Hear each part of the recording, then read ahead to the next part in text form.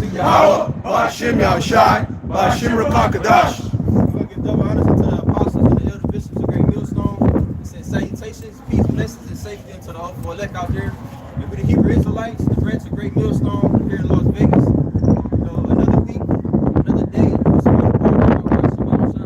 to give these people in this sign, you so-called Negroes, Latinos, and Native Americans, the warning, man. And to tell you that, hey, this is, you can be another day closer to the coming of Yahweh Shai. Okay, and we coming with the same message, whether you like it or not, whether you receive it or whether you forbear it. Okay. This is the book of Ezekiel, chapter 2, and verse 10. It says, I'll start at verse 9. It says, and when I looked, and behold, an hand was sent unto me, and lo, a roll of a book was therein.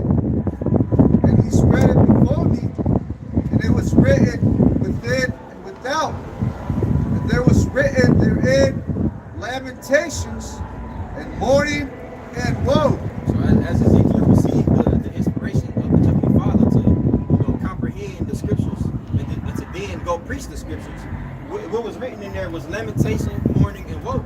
So if what came out of his mouth was anything other than, he would have been going off. The same for any prophet, man. Any prophet that's inspired by the Heavenly Father, that the Lord puts the words in their mouths to speak. If they don't speak according to what's written in this book, they're speaking according to their own will. Okay? And the prophets that have been before us, that was in the days of old, are the same prophets that's back today. And guess what? The same message is going to be standing. So if you tired of this message, if you're offended or if you're irritated that we come with this same repetitive message, that means you're not in the right spirit. And eventually you're going to get caught up in these things that we're talking about. All right? Anything that's worth knowing is worth repeating. Anything of importance is worth repeating.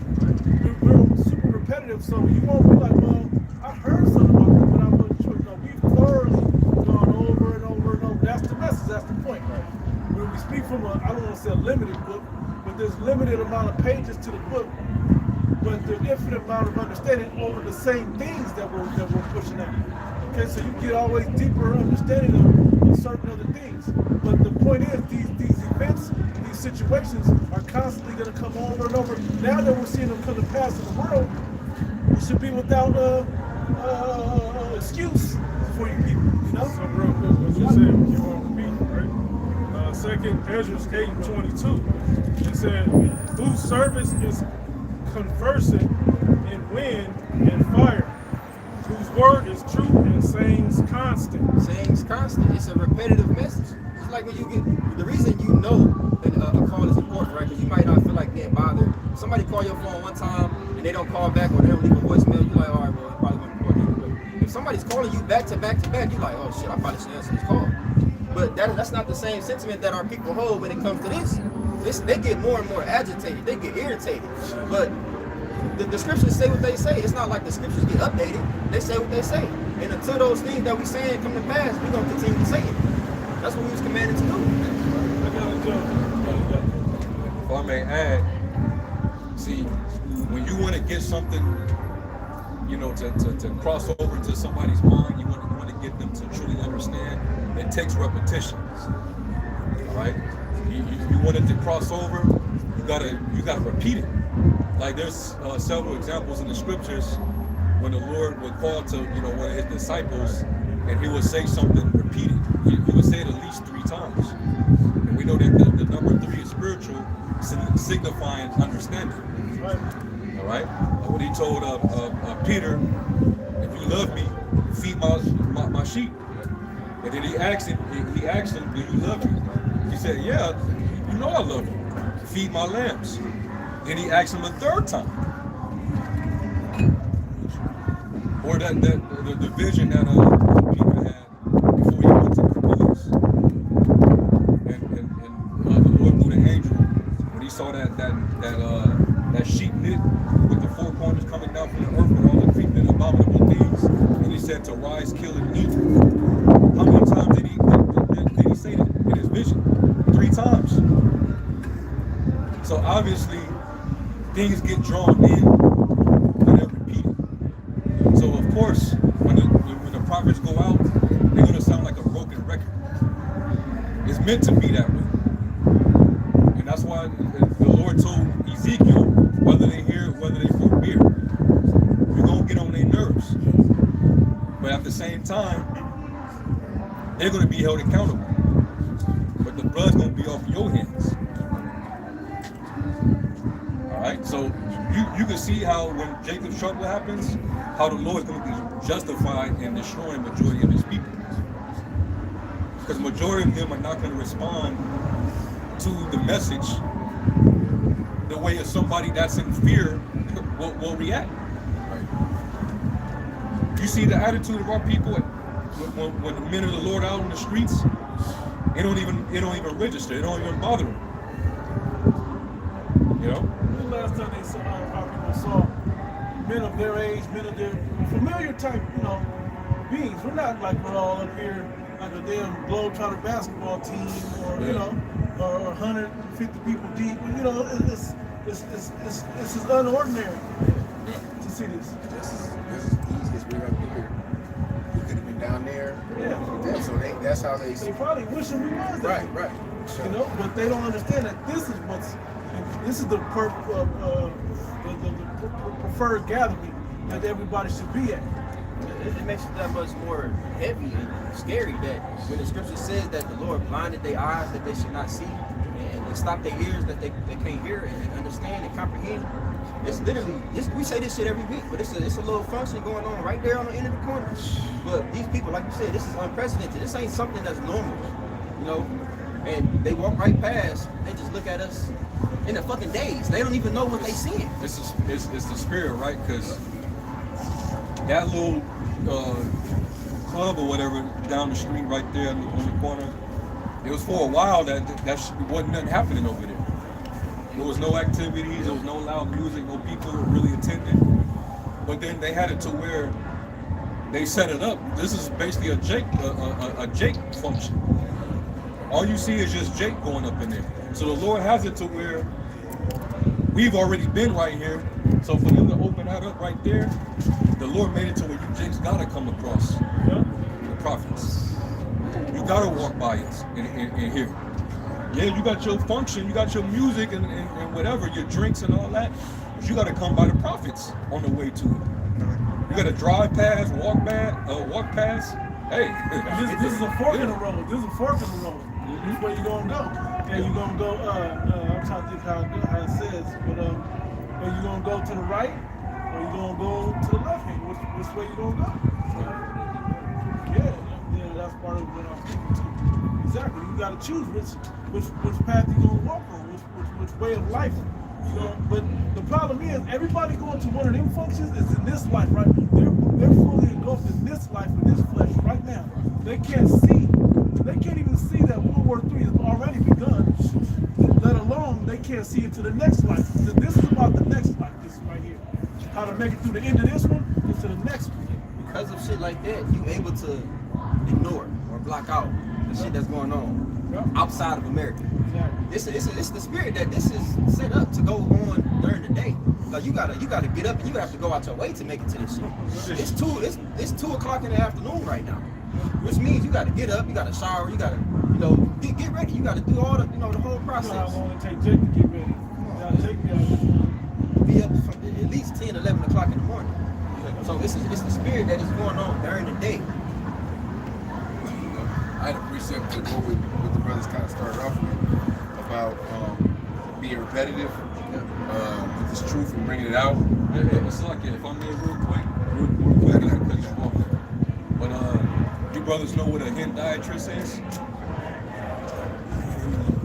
You brothers ever understood what a hendiatrix is? Look it up. Look up hendiatrix real quick. Because you quoted it and then the brother read it, Ezekiel 2:9, where it says that when he looked in the book and he saw that there was lamentation, mourning, and woe. These were 3 beings when it's conveying one message. Right? And then you quoted Jeremiah 28.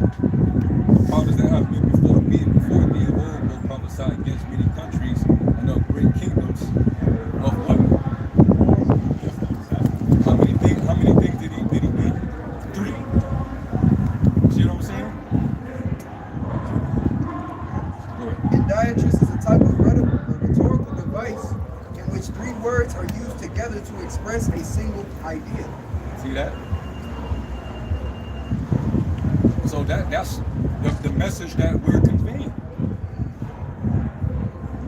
We're repetitive because we know that the Lord's getting ready to do these things. He's getting ready to bring it to pass.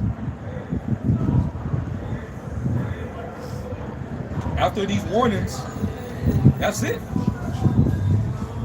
They say 3 strikes are out. Yeah. That's part of that, you know, you got the third admonition.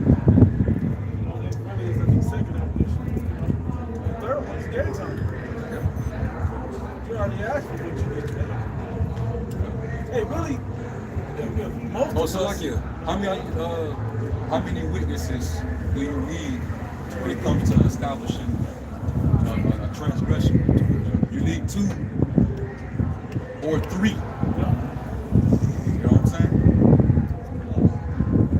Now, where it could be established, you got 3 sources. so there's not a stalemate. Yeah. There are 3 categories of men: sons of God, sons of men, sons of men.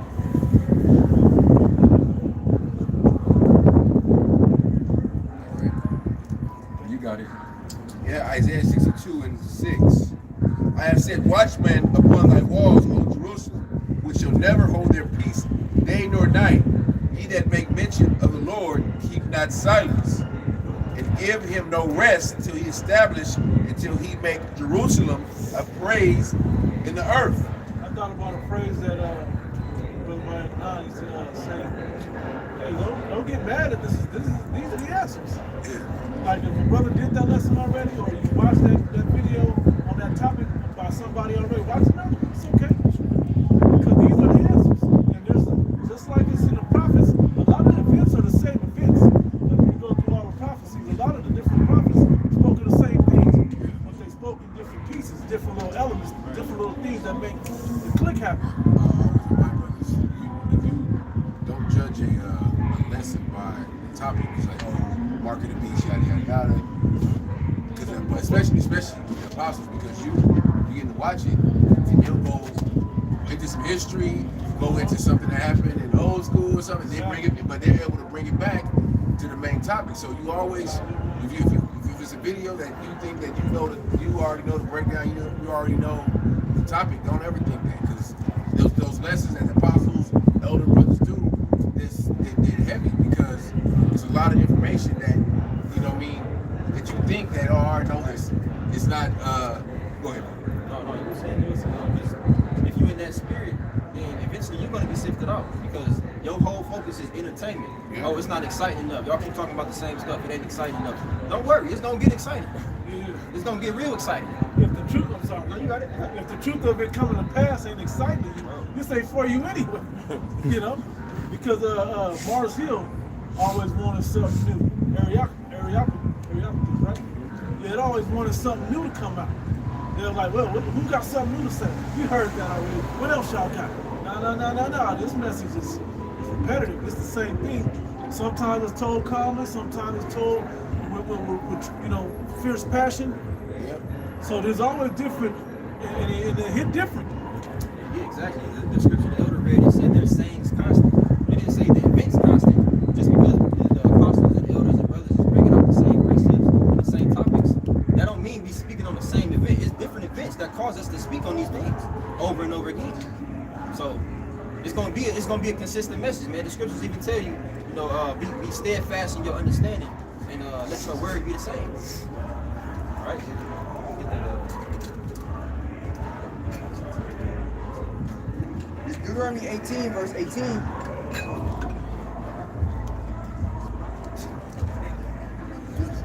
And even the Lord, the scriptures say that he changes not. I am the Lord, I change not. That means that his word it doesn't change. It's going to stay consistent. Or else he will be a liar. And the Lord is not a God that he should lie. So as long as we're sticking to his word, it's going to stay the same. It's going to stay repetitive. That's how a lot of brothers learn, is the repetition. You watch a video and you don't even have to be watching it, you could be listening to it, and so you can even, sometimes, I know brothers do it, you can even say the precept before, you already know what precept the elder, the apostle gonna go into. Okay, this, you know, because you thinking just like he's thinking, you know, so I know what happens to me. Exactly. The Bruce Lee and this teacher, they had a saying. I forget exactly which one, but it's the same idea though. It's better to practice one punch or one kick 1,000 times than 1,000 kicks one time. So it's better to stay on the same topics, going over and over. That's how mastery happens. You know, that's how you build up mastery. So we have a better understanding of how we move. Versus being all over the place. Once you got black consciousness videos, you done watch nigga news videos, you done watch, you know, this school of thought, that school of thought, you got all these other things. When it comes down, you're not gonna have the reaction. You're gonna be having to choose which should answer should I go to.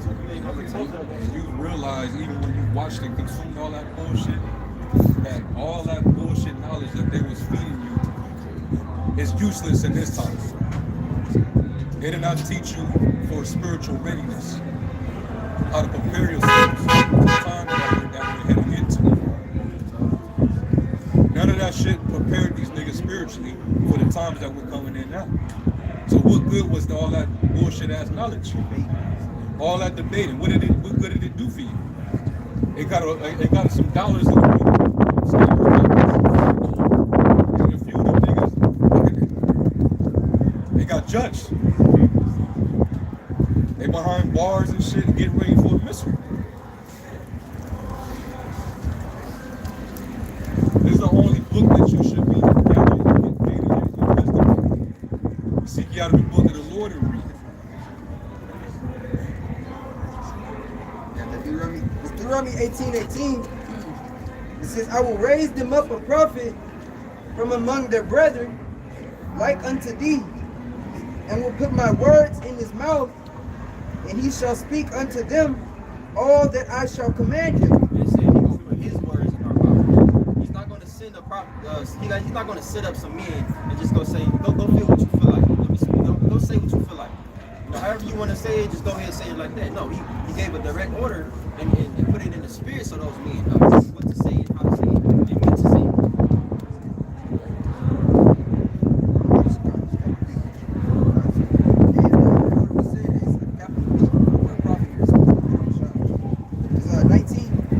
Shall come to pass that whosoever will not hearken unto my words, which he shall speak in my name, I will require it of him. Like he said, whether they're here, whether they are a rebellious house. We preach this word and we're going to say it. Regardless of how you like it. If you get tired of hearing it, we're going to continue to say it. But that is us getting the blood off of our hands. That is us, seeking to make ourselves innocent. It's verse 20.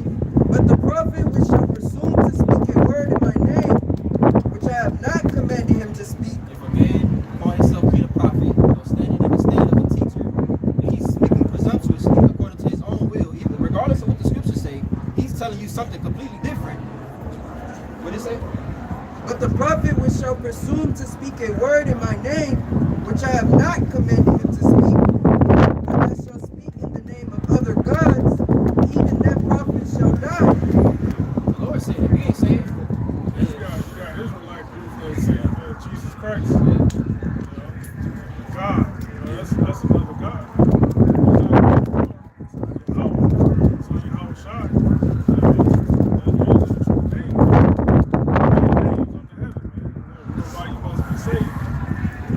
So you say Jesus Christ, Most High, that's not gonna work. Gotta check what spirit they coming in. If thou say in thine heart, how shall we know the word which the Lord hath Last night I was catching up on the elders out there in Dallas, the live lesson that they did, or the camp that they did. And some guy came up and he was pretty much asking like, well, how do I know what's the difference between y'all and those other guys, man? Because y'all the way y'all break it down, they ain't breaking it down like that. And Elder Yashua was like, you just answered y'all question. So if they're not breaking it down how we're breaking it down, or the definitions that they give, or the breakdowns that they give is constantly changing, that's tell you, okay, that's a factor that plays into being a false prophet. If I can about the shotgun, the difference is confidence in the answers that we always come with. We come with all the answers with confidence, with full assurance and belief behind it, full faith behind it. That can't be. We can't be. It can't be man-made the faith we have in this thing, because we believe in things that we haven't seen, to believe in things that we don't know. We haven't seen our natural eyes, that we haven't. We just fully believe it in a way that we believe is fact. But at the same time, we tell you, go look it up. Look it up, and we can tell you where to look at, where to find it, what books to find it in. Because like the apostles go into how, or I think the elder that's Robert went into how all the nations have their story of the creation, have their story of the flood. Look it up. But the one in the Bible is the one that goes that's most accurate with our people, with the spirit of our people. It's God. It's the truth. And it's coming from first person. That's the difference of our book.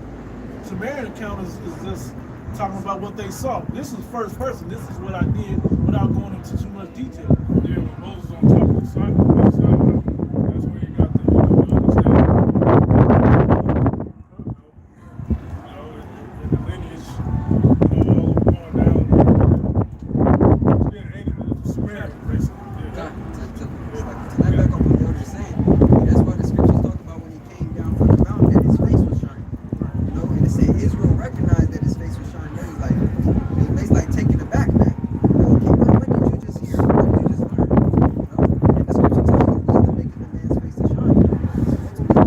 He did that intimate time with Yahweh, Yahweh shine. This is verse 22, Deuteronomy 20. And if thou say in thine heart, how shall we know the word which the Lord hath not spoken? Yeah, how do we know if this man is a false prophet? When a prophet speaketh in the name of the Lord Yahweh Shai, if the things follow not, nor come to pass, that is the thing which the Lord hath not spoken. Even the ones that come in the name of Yahweh, but the message that they have, it ain't lining up with the prophecy said. They, we experienced it, 6 years ago during the whole 2020 situation. False prophets, even though they say the name of the Lord, they're not telling you what they ought to be telling you. Example, it's like another example. Was it Wi-Fi? They come to the neighborhood shop and they teach them obedience. To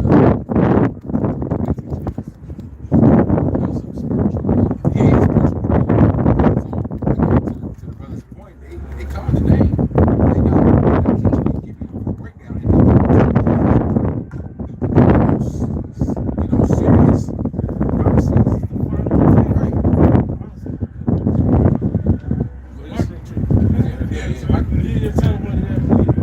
But also, you gotta, like the scriptures tell you to try the spirit by the spirit, whether it be the Most High, because many false prophets are created to the world. And false prophets, they have a way of giving themselves just based on not just what they teach, but how they move, their actions.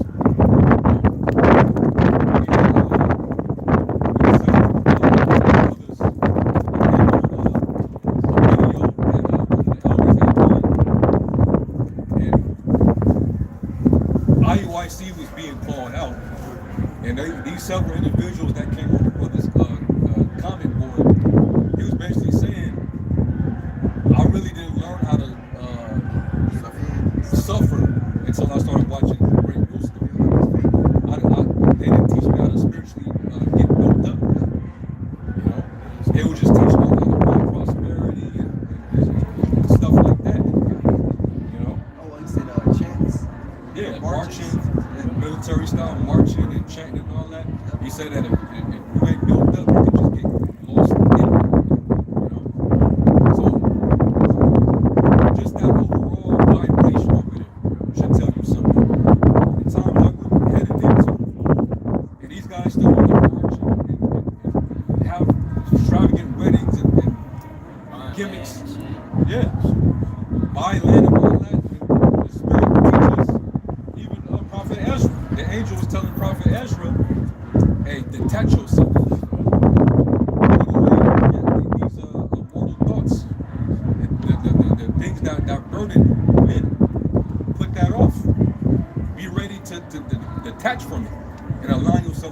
side. Get yourself in order. And these other camps, they've done a horrible job doing it. But more people want to gravitate towards those type of camps because they want to be comfortable. They want to be in a comfortable place. You can't operate Yahweh Shai and think that you're gonna go to, it's gonna be easy. The Lord said, straight and narrow. That's the way that leads you to life. He says, through much tribulation, we shall enter into the kingdom of heaven.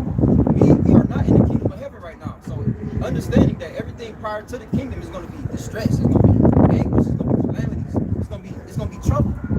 Okay, we coming into the time of trouble in which it's going to escalate. But up until the time of us being in the kingdom, which we're not in, there's going to be trouble. Ecclesiastes 1:18. For much wisdom is much grief, and he that increases knowledge increases sorrow. So you're gonna go through things because this is the trial, and I was gonna grab the one in Zechariah 12 or 13, 12. Yeah, I think it's 12. No, it is 13, right? 13 names about 1/3 and 2/3. Try them as gold in the fire, 1/3 that we try as gold in the fire. Man, we gotta go through situations that are gonna refine us into having a spirit closer to the Heavenly Father, closer to Yahweh Shai. Also, as the elder, as he brought up the scripture, saying, much wisdom is much grief. You know, and he that increases the knowledge increases in sorrow. Why? Because you understand what the standard of righteousness is supposed to be. And in this society, when you look at wickedness, it vexes you, man. That's why the scripture says Lot was vexed with the filthy conversation of the wicked. Especially when you look at these people here on the sign, man. Talking about you in the circumcision. Hey, here it is. Yahweh Shai has opened your mind to understand that you're part of the chosen nation upon the earth, man. And you still not doing right. You're still doing nigga shit like you was in the Christian church. Right. That's why the scriptures say, hey, we sorrow and we're vexed, man. Because you should know better. Once your eyes are open, now it's time for change. You know, now it's time for you to act right, man. I got you. And the suck and the sorrow also comes through the fact that we know what the Lord's going to do to Jacob. Yeah. You know, we know, hey, like the scripture saying in 2 Corinthians, therefore knowing the terror of the Lord will persuade me. The more the Lord sup with you and give you the understanding as to what we a part of and where we at, it vexes you, man. It vexes you to be, to not be able to do anything about it, and also understanding what the Lord is about to do. We want to get it, in the Lord's good graces. That's why when the angel was supping with Ezra, and he was finding out about everything, and he was seeing it too. But he was like, damn, like woe is me, woe is me. He was in a state of distress in his mind. That's the spirit you said it, because I was thinking the same thing. Expressing for Israel too. Yeah, that's what I was gonna say. Because we see what's going to happen to Israel. We ourselves don't know if we're the elect to be saved. Because we can't even save ourselves. We just have to follow the scriptures to the best of our abilities and move in actions that reflect our belief in it in hopes that we've been chosen. The scriptures say, plow and hope. We don't know. So it's like, damn, how am I going to make it through that? Well, you're going to have a different spirit on you if you're a good elect. Faith in the works. I got something right quick. Y'all talking about the difference of work versus sorrow, right? This is Ecclesiastes 7, start verse 2. It is better to go to the house of mourning than to the house of feasting, for that is the end of all men, and the living will lay it to his heart. The living will keep it on his mind, basically. Okay, of how serious this is. I'll go either way. It says, sorrow is better than laughter, for by the sadness of the heart is made better. Sharpens your mind. Once you get to your character. It's not an accident that the military, and I'm using this analogy on purpose, World War III, ruling and everything else, that you have to go through where they train, put you in serious situations, sleep deprivation,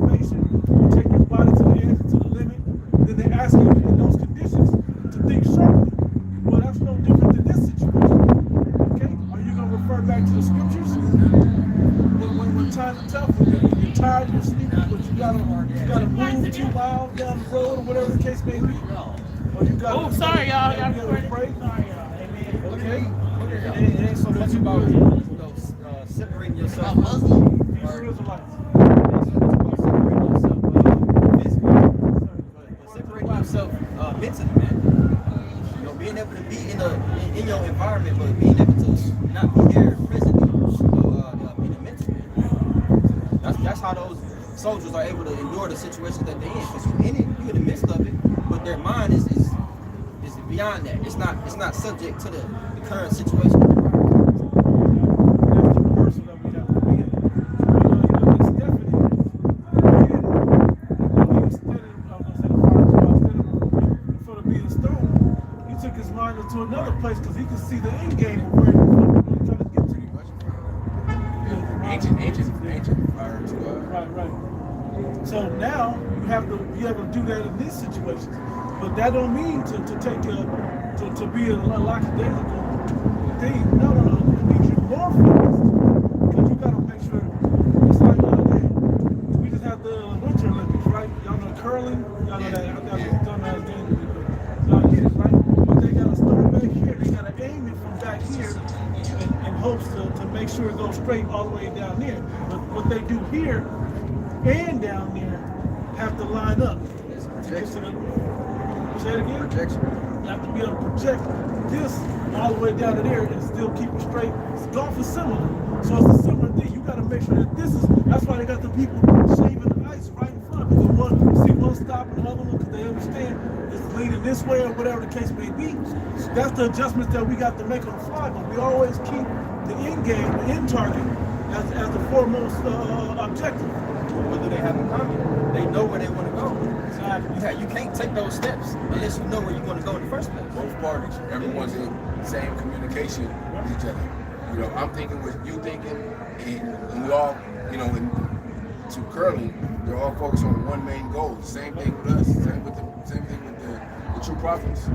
You go to a camp in Florida, New York, wherever. Everyone's gonna have the same breakdown as Mark the Beast. Everyone's gonna go to the same precept to break down certain scriptures. It's not gonna be, you know, hey brother, this, you know, all on one accord.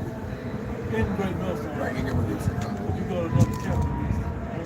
One more verse. It says, verse 4 in Ecclesiastes 7th chapter, it said, the heart of the wise is in the house of mourning, because that's that sorrow, that's the, he says sorrow. Right? He says, the heart of the wise is in the house of mourning, the heart of fools is in the house of mirth. When you always indulging and consumed with pleasure and distractions and entertainment, you always gonna be vulnerable and weak. You ain't had no time to be built up through experience to prepare for a worse situation. You always at ease. So when some real shit hit in your life, it's gonna devastate you. It's Proverbs 23 and 2 in the GNT. Yeah, Proverbs 22 and 3. It says, sensible people will see trouble coming and avoid it. Yeah, the only ones that's gonna be sensible are the ones that take heed to what the prophets are saying. If you listening and you paying attention and you watching what's going on in the world, yeah, you got some sense. But an unthinking person will walk right into it and regret it later. Even though it ain't fully escalated to where it's gonna be, it's still war going on. It's still, we're still being affected in our everyday life. The economy is crashing still. The strength of the dollar is falling every day. You're still being affected by it, but yet still, people find a way to still go out their way to entertain themselves, to distract themselves. So, we just seen that video. The apostle, he did a response to it. That guy, he drive Uber, man, and he had some passengers, an old Edomite couple, and he overheard their conversation, them speaking with their daughter, who's in another country. They supposed to be some well-off Edomites, and what they was doing was pretty much liquidating all their assets, selling their properties because they about to get the fuck out of America. Now that's not what we saying to you do. We're not telling you to leave and flee, but get in that mindset, paying attention. They handling business, right? And those are Edomites. Can I correct you with go with what you're saying is the differences. We are telling you to leave, but spiritually, we can't physically. We can't but you can spiritually leave. You are supposed to spiritually disconnect, as brothers have been talking about. You can't be so caught up in this place. You got to get your mind right to it. So when things go down, you're not attached to it. In their minds, they're leaving to a different country, wherever they was planning on going. It don't matter. But they're in their mind, they're gonna leave to a different country to escape what's gonna happen to America. But yes, it's gonna happen on America, but it's gonna happen worldwide. So there's no escaping. It's the hand of the Lord. Real quick, this is 2nd Ezra 14, and I'm gonna start at 11, and this is the Good News translation, and it says, the whole history of the world is divided into 12 periods, and the 10th period has already arrived, and it is half over. Only 2.5 parts remain. So this is from the time of when Ezra was on the scene, during the time of the Medo-Persians. How many years ago was that? 2,500 years. Long time ago. We're approaching 2.5 parts. Like we're like about to finish that up. Right? It says, so set your house in order and warn your people. Comfort those who are hungry and teach those who are wise. Then say goodbye to this mortal life. Put earthly cares away from you. Throw down your human burdens and lay aside your weak human nature. Put all your anxieties aside and get ready to leave this world quickly. It says that put all your anxieties aside and get ready to leave this world quickly. So if there was a natural disaster or a national emergency, it's a sick shelter right now. That's my favorite cup. Put some goddamn shoes on. Leave, man. You know, but that's how people in this world think. That's how Jake is thinking. One more good time. One more something. One more drink. Get the hell out of here and get safe. Let all that shit go. Can't go with you. Yeah, and leaving the world quickly, talking about the salvation. How shot going back and deliver his elect. The twinkling of an eye, why did it change?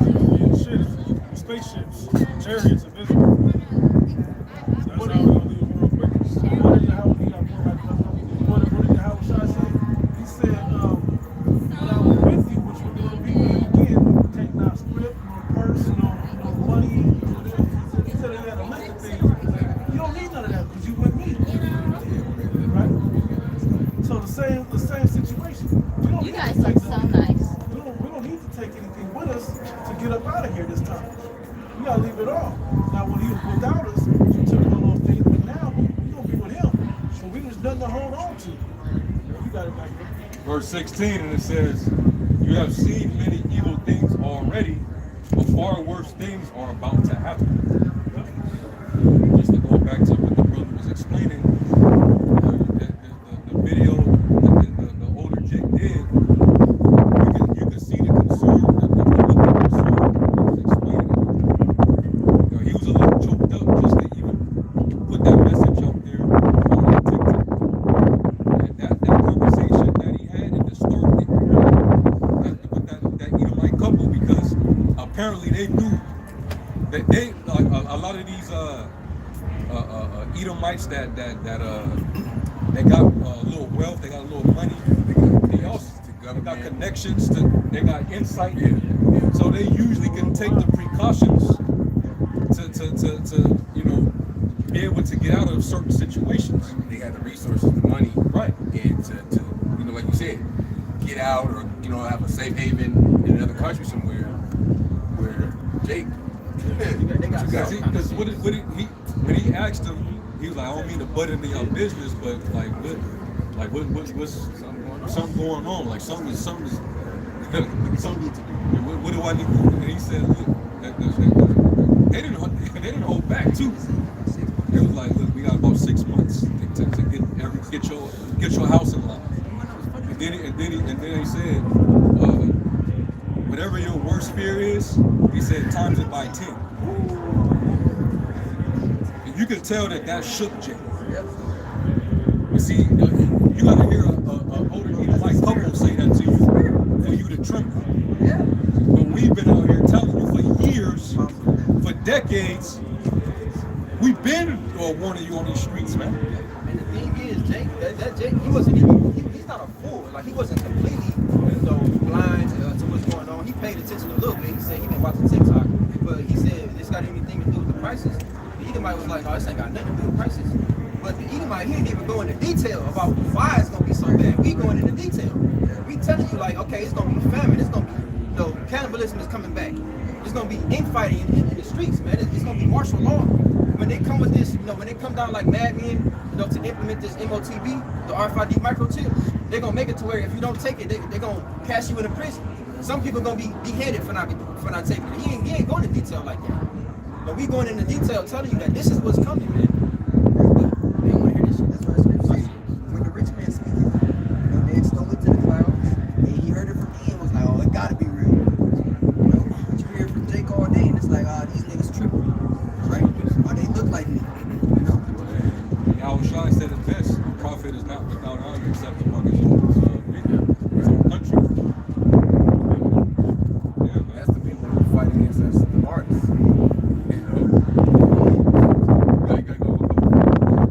We giving you the proper way to prepare.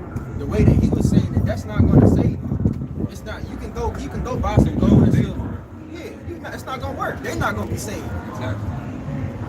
It's just like, hey, it don't matter where you go on the earth. The Lord got he gonna have the whole earth under calamity, under tribulation. No matter where you go, you're not gonna escape. It's not gonna be like if I go over here, I'm gonna be in some safe haven, some safe place, and I'm shielded from all the evil. Nah, man.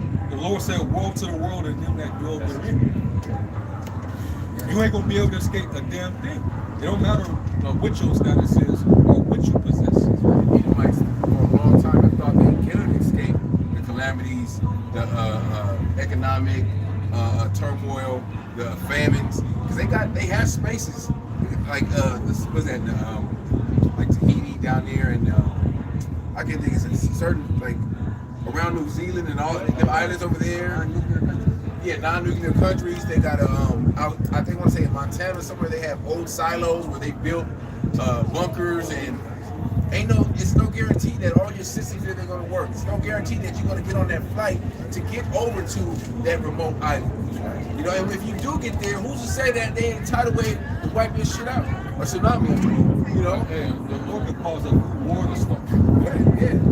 And now where you thought you escaped to is now under danger. You're in a war zone now. All them jakes that got caught up over there in Dubai because they wasn't discerning the times that we're in. They got caught up in traps. Yeah.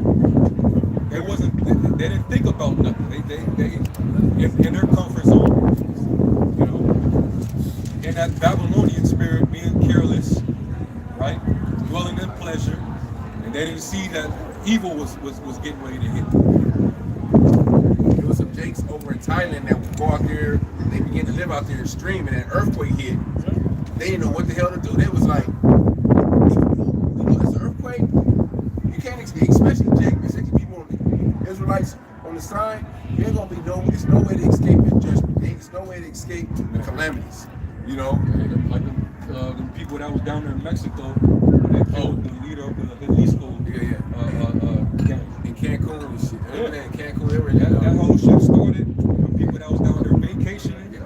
They got caught in the middle. They couldn't even leave the airport. The hotels that they were staying at ran out of food. They had to contact family members in the States. Get the will just in case I don't make it back. Cause they didn't plan. They didn't plan thinking like, man, there might be some shit going on down there. You don't plan a vacation anticipating evil. You set on your leads. You thinking about coasting, man. That's a beautiful point, man. Cause that's exactly what's going to happen. That's exactly what's gonna happen. Just like over there, they was out there in Dubai too before the war popped off. You don't know what's gonna be happening, where it's gonna be happening, man. The Lord can send calamity anywhere, at any time. You see what Iran is saying now, right? They said we know that certain hotels and tourist attractions is starting to house military troops. Yeah. So now those are now targets for our attacks now. So stand clear, any of you Americans, if you're staying in these hotels and these tourist attractions in the area, just know that you ain't safe. They're putting that spirit out there. So it don't matter where you go. You're gonna run into some type of calamity. And they started. You can't escape the times that we're coming into. Or got your ticket.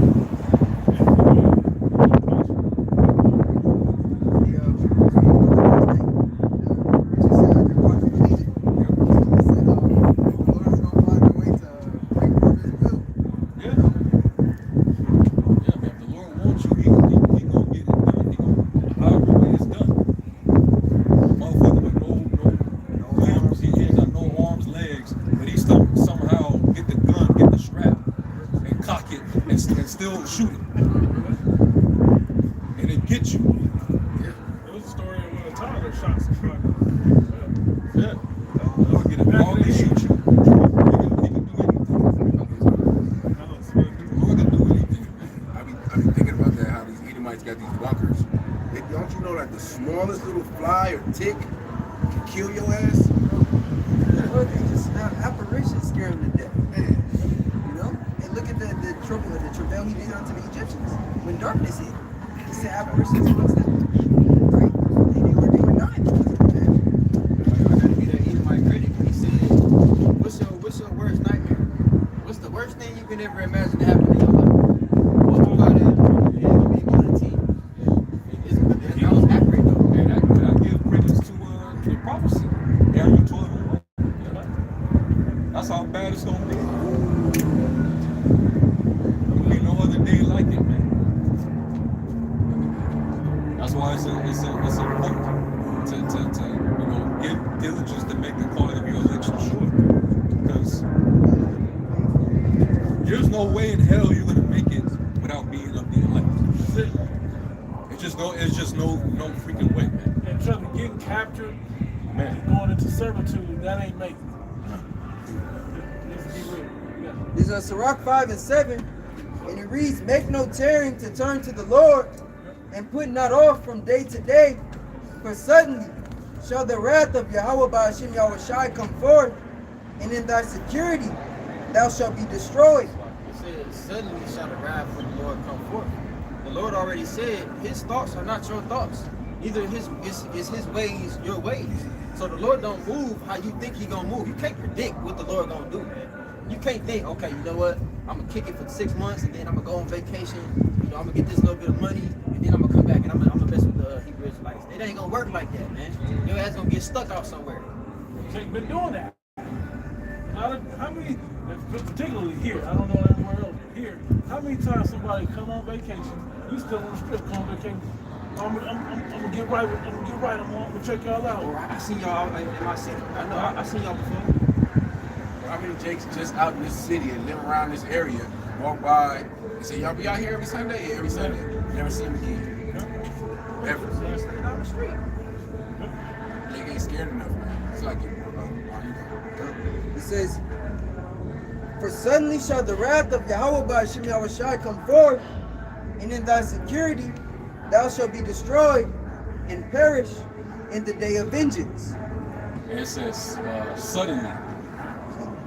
And what's that scripture in Ecclesiastes 9? I think like around the 12th verse.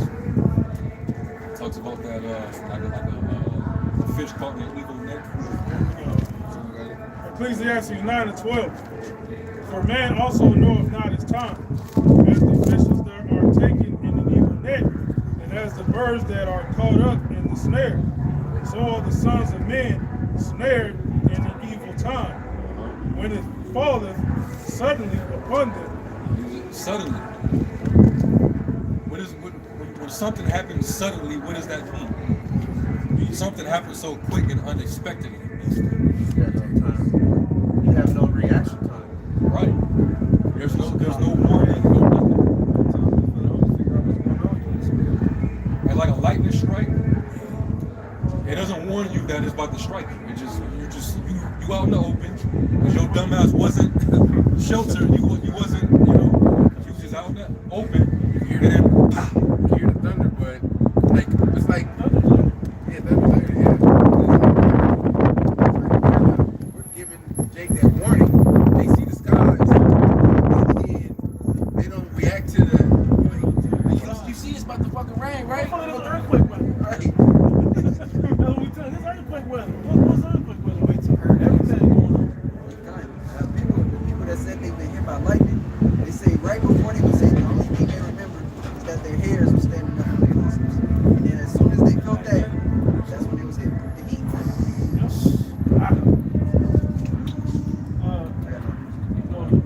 This is Hosea 5. It's like, y'all, I just wanted to go back on that where it says in the very beginning, make no tarrying to turn to the Lord. Stop procrastinating. Stop waiting. What the hell you waiting for? It's not enough fear, man.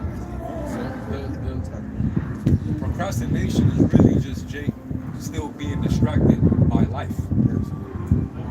The character is like that. It keeps them distracted to where they're not willing to take that sudden step to want to, like when the Lord called for Peter and his brother to just drop away, stray away, drop their nets and come follow him. Jake, they feel like I think I might miss something if I I will just take these nets with me. yeah. Just, you know, You know what I mean?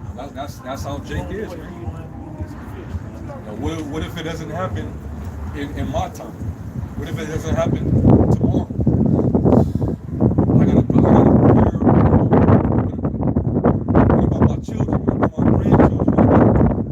The whatabouts? The scriptures call it mortal thoughts. Those are mortal thoughts. The Lord is giving you an urgent warning to detach yourself from that. Get away from that. That's not important. This shit is getting ready to go up, man. You need to prioritize your focus towards getting in good graces with me. You need to align yourself with me. You want to be in good graces with me. Because I'm getting ready to do something. That's what the prophets understood.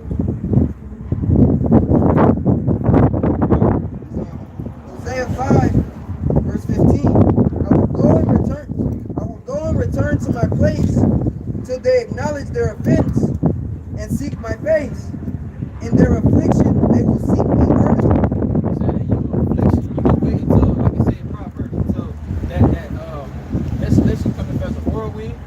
Shit come smack you and fuck your whole shit up. When you thought everything was good, you walked away. What does it mean when the Lord say I will go return to my place? He's gonna take that protection, that head off. He's gonna leave you out there until you acknowledge and until you admit, okay, I was wrong, and then repent and then change your way of life and seek Him. But until then, you out there on your own.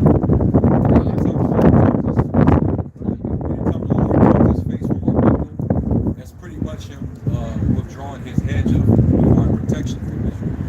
That's why the nation was able to constantly capture Israel, take them out of their lands, put them to death in numerous battles, take their women as schools of war, put their children into slavery.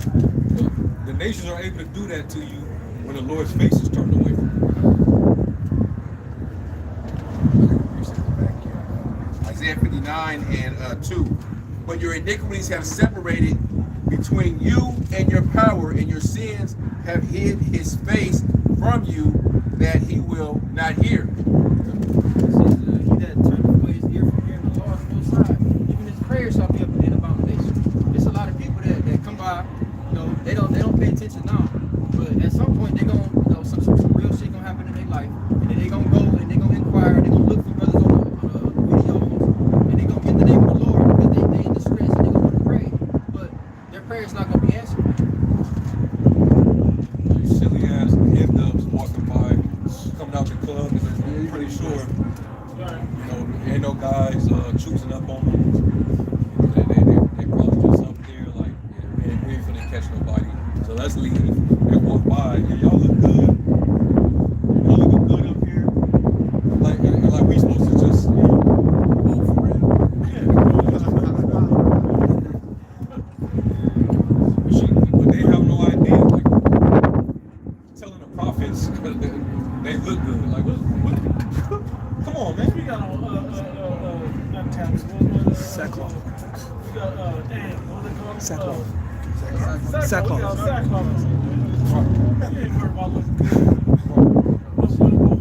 But we know what she, you know what I'm saying? We would have behooved you to find out what's What going is on in here. what is this about? I need to inquire about Be this. Y'all. sincere. And if anything, she should have noticed the solemnness. Like we're serious up here. So it like the brother said, it would behoove you. Like don't think you're gonna come up to the men with this type of message, and then you're just gonna flirt with the message of the Most High. This is urgent. It's getting ready to be bloodshed, death. You're about to be without a light suit.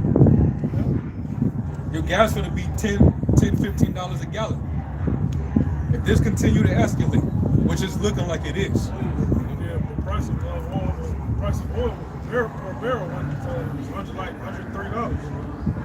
Yep.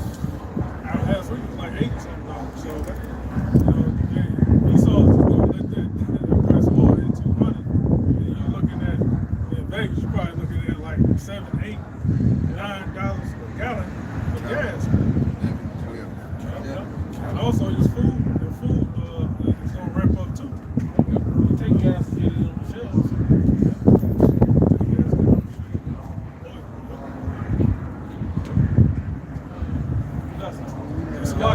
Slocky, I want to say about the No Kings protest. But yeah, you know, this is the third one they had, and it was more violent. It was more violent than the previous ones. You know, so it's the third one. You know, so you know, understanding is coming in to these Babylonians that you ain't got no future here, man.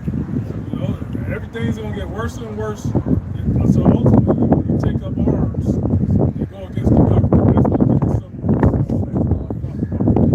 Because a lot of them, they're seeing that this administration pretty much duped us. And so now that they feel betrayed, and now the country is in all these different conflicts, it has actually cost the American taxpayers their pockets, and it's hurting people. Now they're feeling the effects. They're feeling the travail. So now it's starting to trigger people to get out there, and now you're hearing the uproars of the people, No Kings protests. But then when they realize that the conditions are not going to change just because they're going out there marching, they're going to step it up a notch. It's going to get more and more violent. That's when it's going to change. That's what's going to get Jake's attention. Violence and bloodshed. If that lady, that chick that said whatever, if she seen the nigga get shot right there and gunned down, and then another nigga get shot right there, I bet it'd get her attention then. I bet she would, right. I bet she'd be going to go pray to something. Or the draft comes, and if she got a son or a couple sons, and they get sent that letter, they got to take their ass over to Iran to not return. You ain't got $250,000 to escape. Yeah, report. Out of the draft. They gonna put that in the letter too. Yep. And $250,000 fine if you don't report on yada yada yada date. So she's liable to get drafted too. They said they about to start increasing the amount of women to get drafted too. And you think about it, if they have some type of digital system by then, they say we're gonna deduct $250,000. Your ass gonna be in the negative. Unless you go over there and fight.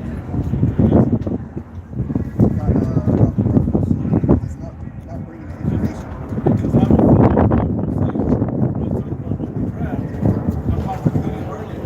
about it. They said over Vietnam, they said 450,000 troops over there still lost.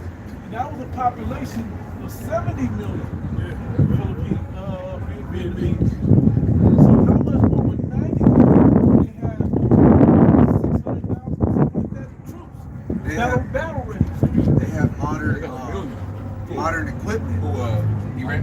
Yeah. They got Iran has citizens or Iranians, Persians that were born just to fight in this war. Their whole life. The Americans, they ain't got motherfuckers ain't out here like that now. They grow up trying to have a career, trying to do this. These motherfuckers is ready to die for their country. They said 12 and up. Yeah. They said the full military, not just boots on the ground infantry, but the full military number like 400,000. So that means there's gonna have to be a draft. And they said they drafted millions into Vietnam.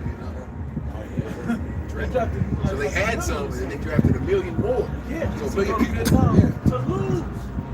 Yeah, so with this happening, yeah, it's government, they're going to be met with resistance because most of the people, they're not agreeing to this war.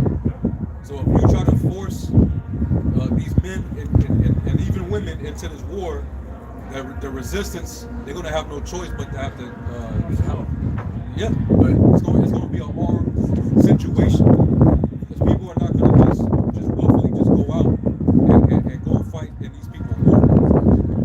Especially these Edomites. These Edomites, they're going to die not to fight in that war. They're going to be willing to take it there. Willing to kill, but they're Not to go, yeah. And that's why you have to be circumspect. Because the elder made a point that people are not willing to go to war. Esau knows that. Therefore, you're going to have some type of false flag attack.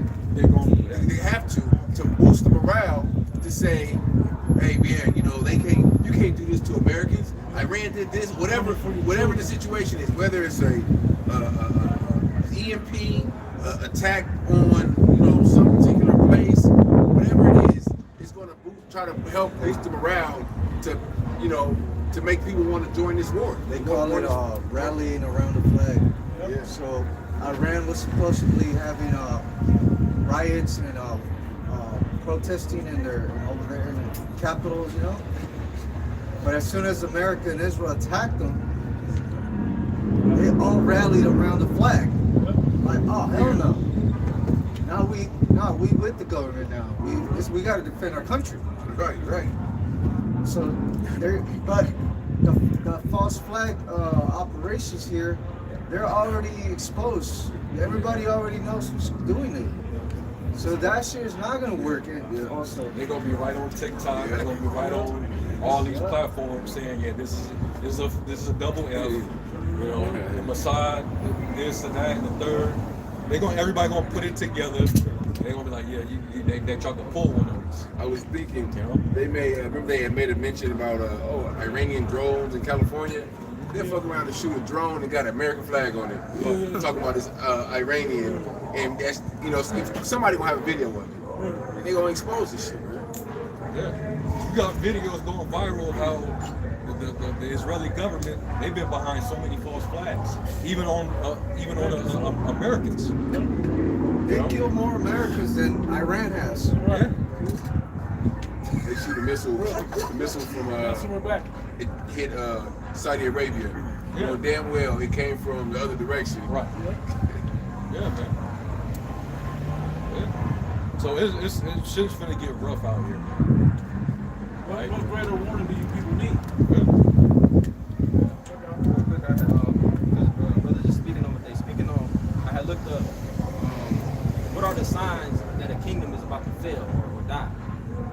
I'm not gonna read the bulletins. I'm gonna just read what it says because we experiencing this. Number one, it says loss of public trust in leadership, which we see. 2, severe economic instability. 3, military overextension. International division and civil conflict. Declining institutional strength, like laws not being equally enforced. Cultural or moral crisis. Rising external pressure. Yeah, that's it. Yeah, but we seeing all of that, man. We seeing the economy is failing. We see the lack of trust between the people and the government. Military overextension, pressure from external forces. We seeing all of that. So it's only a matter of time, and we reaching the 250th year this coming July. Not saying this nation is gonna go down on that day, or even anywhere close to it, but we very close, man. talking about the armies. I have Jeremiah 51, 30 spirits. Is Jeremiah 51? I'm gonna start at 25. Oh, snap. See what I'm saying? I know. Shit, I'll start at 28. It says Jeremiah 51, 28. Prepare against her the nations with the kings of the Medes, the captains thereof, and all the rulers thereof, and all the land of his dominion. Who the Medes? Russians. Those are the Medes because Esau occupies that land. Right? So Jeremiah 50, 51, 50, 51, gets into the judgment upon the great Babylon. Right? And the Lord's going to use the Russians, the primary nation to destroy them. So the Lord is basically describing, World War III that was about to, America's about to get into. It's 29. And the land shall tremble in sorrow, for every purpose of the Lord Yahweh shall be performed against Babylon, to make the land of Babylon a desolation without an inhabitant. And what's going to do that? They're going to go the precipice of World War III, is going to be the destruction of America. And the tiny hats over there in Israel. Yeah, how many of those AI generated videos? And I ain't saying just recently, like I want to say the last 5 years or so. There's been so many AI videos where they simulate a nuclear war with America. With America basically taking all the nuclear targets from the world. It's one thing we see in burning American flags in different countries, but they've been simulating a nuclear holocaust of Babylon. They all are sending that same message. That's not coincidental. All right, just that thought being generated and spreading, because the Lord is working on the minds of the leaders of these other nations. Man. Babylon is it's been the problem on the face of the earth since its inception. This entity alone has kept the world in war for hundreds of years, without ever a time of peace. The earth has not been able to take a breather since America's been in power. So what do you think the end result, the final resolution?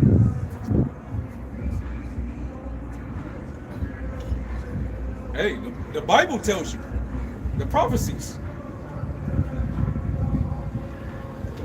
The brothers reading the chapter. And not just war, on top of that, pollution of the earth. It's all dig for oil spills, all in the ocean, deforestation, Amazon rainforest, killing bees and different animals, push them down almost to extinction, man. Going off the whole course of life. Destroying the ecosystems. Oarfish coming up to the seashore. That's called the doomsday fish. The Lord said there's no peace unto the wicked.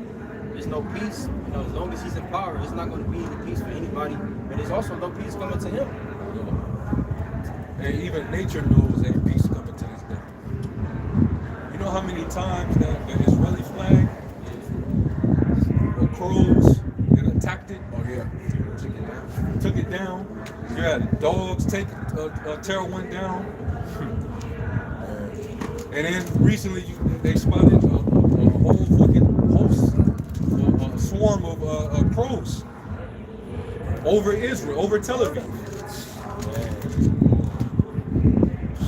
That ain't supposed to, but that's supposed to mean nothing, right? And then when a swarm of crows is called a murder. Murder? Yeah, man. And in ancient, folklore, I used to say, my grandmother was kind of superstitious like that. She said, if a crow is around, it symbolizes bad news. I heard that a crow is a bunch of crows in front of the house, pointing toward the house that somebody in the house that died. Yeah. This is, you know, Yeah, that's what I'm saying. A little folklore type. it's always associated with death. And then remember that I don't know if it was an image where you had an eagle and there was a pearl right on the back of the eagle. Yeah, riding too. Just riding it. He Man. didn't have his wings on. He was chilling down And the Lord, he's showing the tokens, man. He's showing all type of tokens. Nobody's reading into it with the prophets. That's one of the things the Lord said would happen. He said that the end shall be manifest. It will be through what? Through ending effects and signs and wonders. These are. trying to have to point them signs out. I think You got it. just saying. You can discern, like the Yahweh Shai said, you can discern the face of the sky, but you can't discern his time. I was gonna say that that Greater Israel project, man, it's not looking good. They're getting fucking hammered over there. See what they're Yeah. doing now. Now you got Lebanon, Hezbollah jumping in. Teaming up, You got the Houthi in Yemen jumping in. they fucking them up. They put boots on the ground going in Lebanon right now. But they see And that it's sucking. The Israeli military is crushed over there. exactly. They're 100. They said 108 tanks got destroyed. because they think they're fighting Iraq in 1990. Where they could just go in there with hundreds of tanks and blow some shit. No, man, this is 21st century warfare where fucking drones are the king of the battlefield now, and missiles. And I read that the smartest thing, y'all got technology, we gonna get technology disruptors. We gonna fuck up y'all, we gonna get counter your tech. We can't afford to get the technology ourselves, so we gonna invest in disrupting y'all technology. Now you really gotta fight us in our game. Okay, we did Russia and China slid some briefcases, you know, behind the curtain to give to them. You know?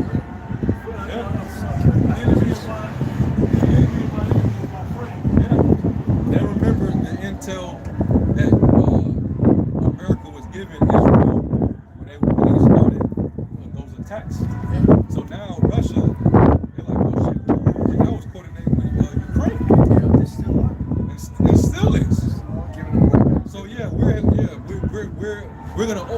They're returning. They the getting favor. out there like, yeah, we're helping Iran. They're returning the We favor. are. Yes, we are. We're helping Iran. We're pointing everything at them. Say something. Yeah.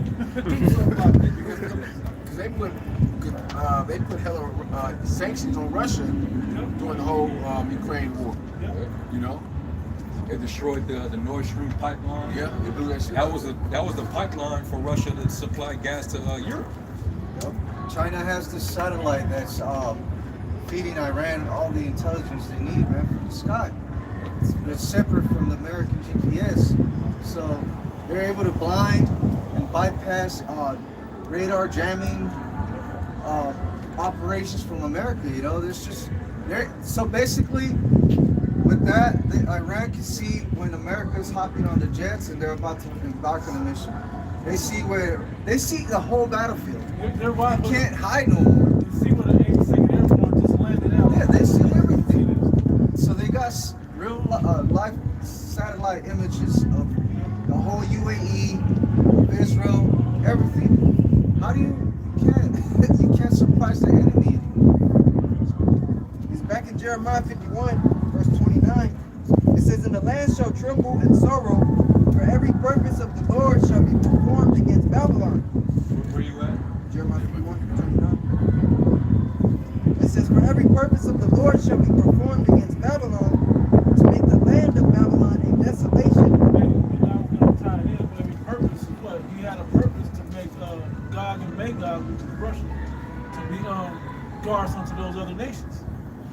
Okay, so that purpose has to come to pass. And we just explained how that purpose is coming to pass. And it's going to go further into that purpose as well. To where they have their, you just some of them, now we're directly getting involved. And they already said, China and Russia just said, an attack on them is a direct attack on us. We're going to take it that way. Okay, so these places are already ready for that back and forth, the real world. Everybody's got a side or they're picking sides right now. It's looking like nobody but Israel and America is out there. Everybody else don't really want to choose. They don't want to choose the side that they're supposed to be on. It says, for every purpose of the Lord Yahweh shall be performed against Babylon, to make the land of Babylon a desolation without an inhabitant. The mighty men of Babylon were born to fight. They have remained in their holds. Well, the American military. You know, it's gonna get so bad. You know, say in the second Ezra 15 that the Carmanians gonna be Iranians gonna be like a wild war. You know, Ishmaelite kings of Arabia, they're gonna be wild men. All right. Yeah, you can't win against that, man, unless you just bomb it, you know. But it comes down to a ground war with foot troops. You know, hey, America don't get that issue, man. They're gonna be scared to fight. They got it. This is the thing about that wild war. Iran wants the ground war. They don't want that to they can't really want that. But so that's why they neutralize that so they can come and move to the ground.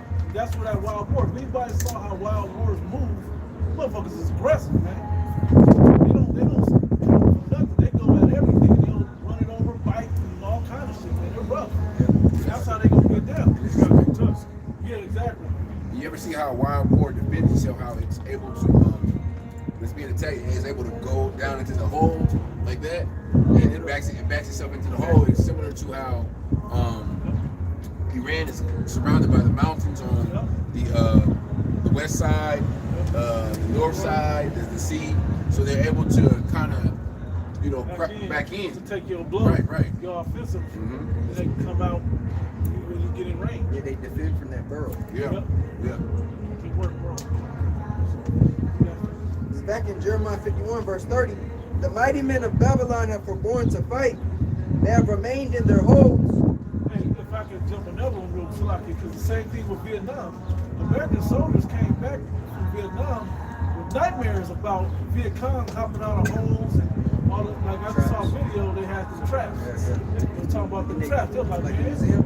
Yeah, they were talking about it in the museum. They was going through them, showing the different tactics that they had. That shit had them nuts. They were scared to walk around. And it was very primitive. Sharpened bamboo and certain spikes and nails. You try to follow them to the hole, and the hole will close on you with spikes and shit, all kinds of stuff, man. Yeah. All kind of crazy war tactics. Well, that's what I read. America was gonna realize, the American soldiers gonna realize this is what we have against. Come on, this. Viet Cong had tunnels. Iran has missile cities, man. It's a lot different. Yeah. A lot different. You know they got all kind of traps and shit in the mountains. Say, okay, or like go this way, if they go this way, go this. They've been planning this shit. So this is what we're talking. It's like we were saying a few weeks back. They want you to come to their home turf. Right. They done the brains. Bro, For you. it's like we were joking, like using an analogy, but it's like Macaulay Culkin and Home Alone. You know your own home, so you know where you can set your traps. So they try to come through that door, there's some shit waiting for you. You know? Nah, it's not. No, but we're saying this because if you think that you're just gonna be neutral out here, yeah, you Jakes, you Negroes, you Native Americans, you can't be neutral. You're gonna have to choose. Choose this day who you gonna serve. You gonna serve Yahweh Shah in this spiritual army, or you gonna serve Esau in his new world order and his physical army to go get laid down. Life or death. See, I heard something about how they would capture people, the Iranians, but they basically let Jakes go. This time around, they probably gonna kill all you niggas. You go over there in an army in a U.S. fatigue uniform. Yeah, you're. They don't need the bark for U.S. to barter because they don't give a shit. You know, they ain't gonna say they gonna. They ain't like what's that bitch Brittany Griner situation where they don't care. Nah. See, there was a sentiment before where they acknowledged the things that Jake suffered here in this country. So they've always kind of Jake in that matter. They would show leniency towards Jake. They understood what Jake went through here. But if you Jakes insist on fighting for this man and getting in his shit, they gonna treat you one and the same. Your ass is getting put in the dirt. Black man go home. Yeah, this is not your war. Black man go home. That's gonna go out the window this time. All right, because hey, civilians are getting hit, schools are getting bombed. You know. They said at school, some of the girls that went to that school were military officials' daughters. Right. Yeah, they ain't no. So when we hear Trump talk about some, the negotiations are going pretty good. I think we're going to reach a deal. Don't believe not one fucking word come out that orange face devil's mouth. That's all deception. It's all deception. That's just saying that they're planning their next attack. Their next move, exactly. And they know better. Iran knows better. Yeah. That's why they keeping the barrage of attacks going. Yeah, they're not letting them breathe. No, not at all. War of attrition, what they say. You know? But like, what's that? Proverbs 11 and 21 for you Jakes. No hand joined in hand, the wicked shall not be unpunished. So you should know at this point, you better stay far away from that. But we know Esau, he's getting desperate. You know? So he's gonna try to put a hell on you and get you to go. You know? But hey, go back to that Jeremiah. Yeah, it's back to Jeremiah 51 verse 30. The mighty men of Babylon have forborne to fight. They have remained in their holds. Holds and barracks. The army, they gonna go in, right? But they gotta set up shop. They gotta set up their tents, child home. They gotta set up their intel camp, They receive all the intel and all that. Their workout centers, their armories. They gotta set all this stuff up.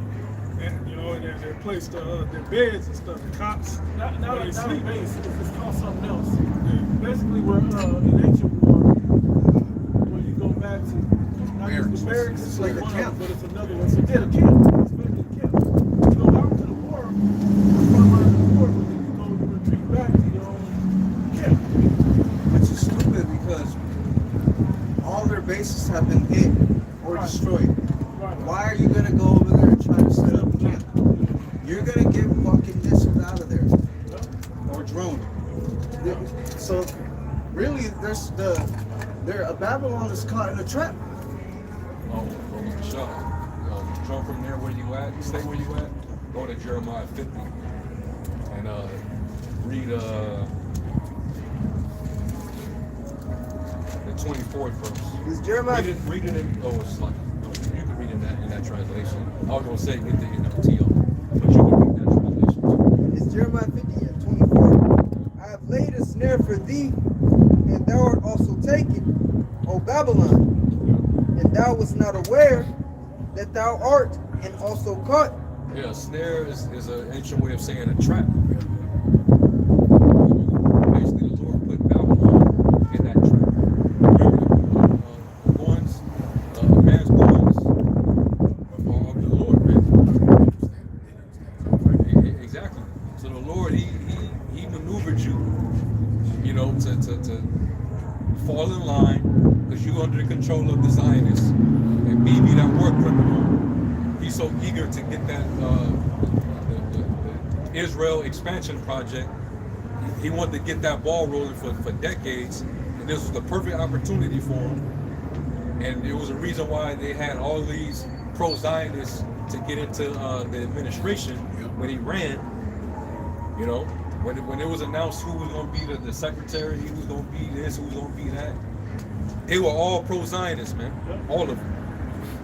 If they wasn't Amalekite, they had pro-Zionist views. So they knew what they was doing, to get this in motion. All right. So when you voted, for them. You voted for the Zionists, man. Yeah, let's go. He didn't get him until after he was in. He waited. He waited till after he was elected.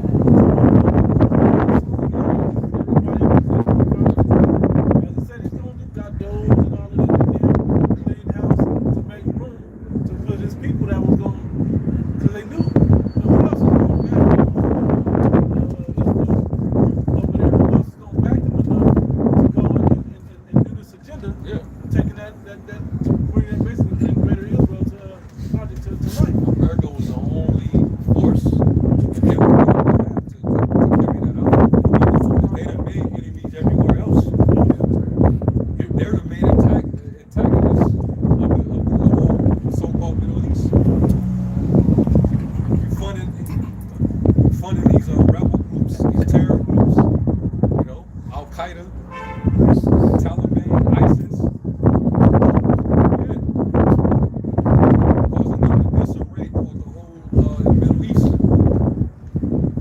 So they already knew, like, yeah, we're gonna have to get America to get in on this. We ain't gonna be able to get anybody else. We ain't got no other allies. You know? Yeah, man.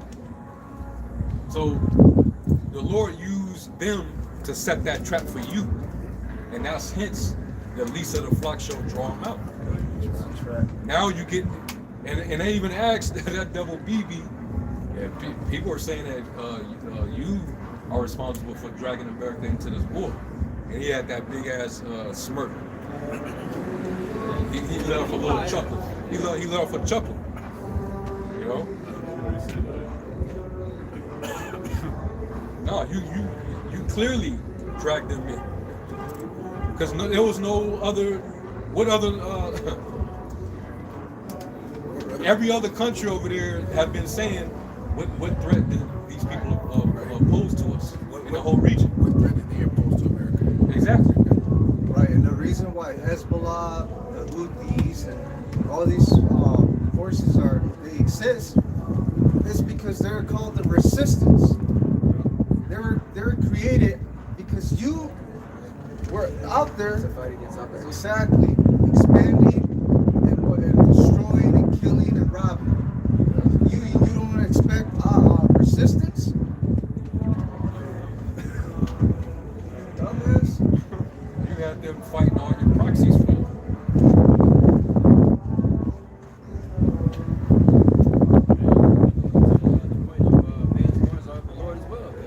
When they just got done doing what they did to Venezuela, they was talking about every other, all these other places. They didn't mention Iran. They didn't have any interest in Iran until one day you wake up on a random Saturday and shit popping. Truth be told, they used to be an ally of Iran back in the day. The U.S. And I forgot, I saw the thing where their relationship went south, but they used to be, they used to be cool. They drove that wedge between the Sunnis and the Shias, and you had the Iraq-Iran war that took place, and America kind of like stayed out of it, but you could tell America was probably scheming. You know what I mean? And now America has its presence over there after they invaded Iraq. So now the forces that pretty much protect my foes are closer to me. They're closer in proximity to me. You know? I got the chat by accident with Iran and American allies. The United States and Iran were close allies for about 20 to 30 years during the Cold War. Roughly 1953 to 1979, the U.S. helped reinstall Iran's rule, the Shah. Yeah, kind. It was wasn't America's biggest base in Iran at a point in time. Iran became one of America's strongest allies in the Middle East. The U.S. sold Iran massive amounts of weapons, supported its government politically, helped build its early nuclear program. So they helped. So you said it was from what time? 1953 to 1979. 1979, that's exactly when they formed the Revolution Guard. The Iranian Revolution Guard. 1979, yeah. 1979, that same year. They kicked out that shot. Yeah. And that's when the U.S. gave Iraq chemical weapons and basically set them up to go fight Iran. They were scheming the whole time.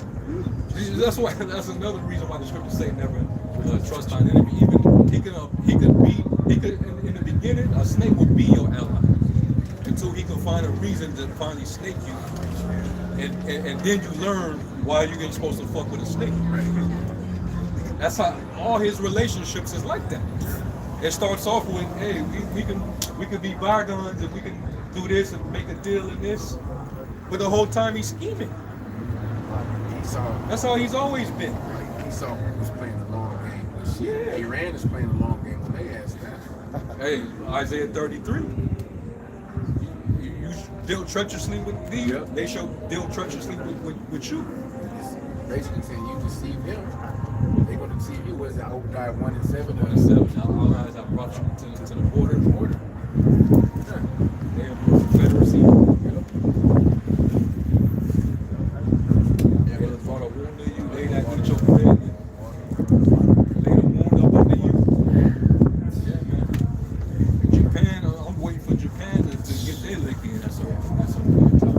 The government don't get the stuff, you know what I mean? Because they're allied with America, and they try to go around the U.S. dollar. You know, Taiwan, South Korea, those nations could actually flip and say, we're kicking out U.S. bases out of here, man.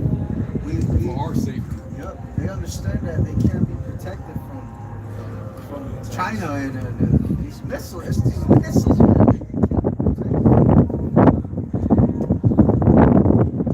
That's Mark 13 and 4. It says, if thou be for his profit, he will use thee. But if thou have nothing, he will forsake thee. We know America wanted to have its presence around, just to scout out, you know, with trade routes, with pipelines and resources that they can. All of that shit interests them. So if he gets next to you, close to you, you want to do business, you better believe he's scheming. But he'll humble and crouch himself, you know, just on the front end. But then eventually he's gonna show himself. Now Russ have not been altogether wiped away. Verse 5. I'm surprised that they didn't learn from Haman.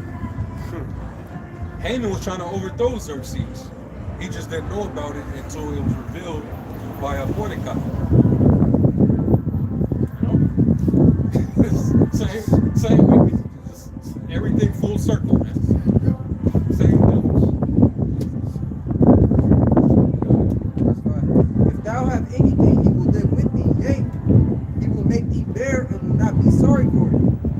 If he have need of thee, he will deceive thee and smile upon thee and put thee in hope. He will speak thee fair and say, what wantest thou? Hey, what do you want? You want some tanks? Some assault rifles? What you need? Hasn't been declared what America's supposed to get out of help yet? You know what I mean? Like, America don't even know. They're supposed to get out. Like, the citizens don't know. just give. What you want? Yeah. What you want? Yeah. They always been that way. Everything is transactional. Remember the Iranian Contra scandal? Did we forget about that? What was that all about?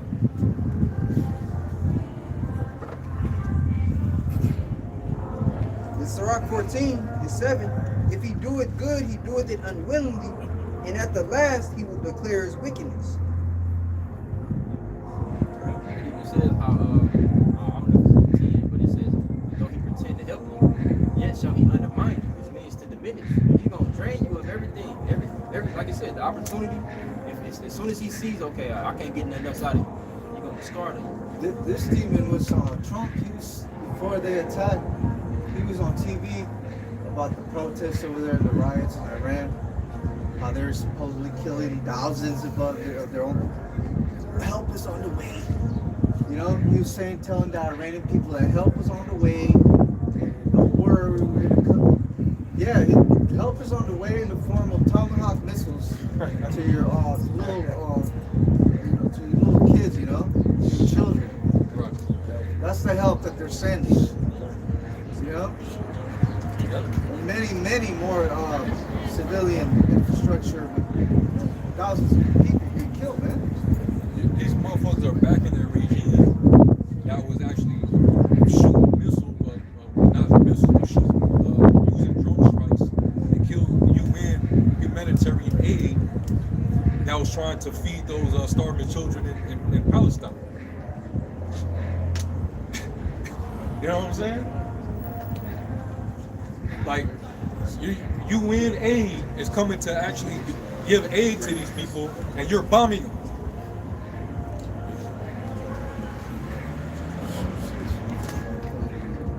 So the world is figuring it out now. They're finally figuring it out, man. No, you're not tripping. You know? Yes, they're the devil that the Bible speaks of, man. Iran knows that. They know. That's why they keep making those AI videos of them shooting a missile to the image of Baal statue.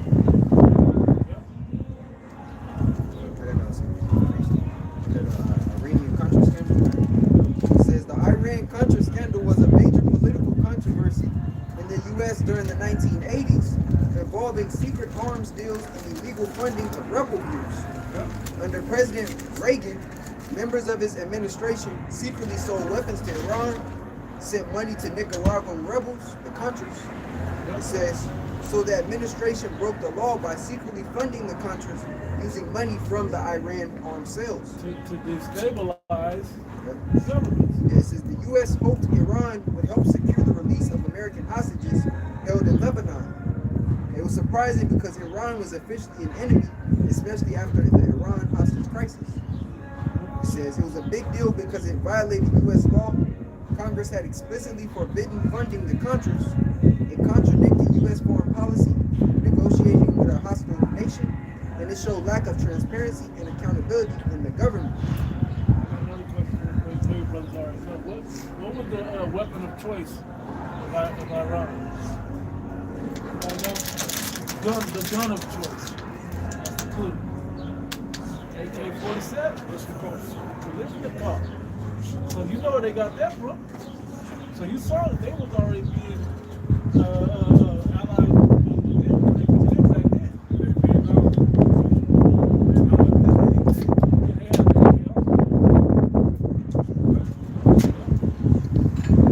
Showing that America and Russia always had that conflict, but going back to what he's reading about, they're already trying to deceive and throw deals to overthrow and dominate.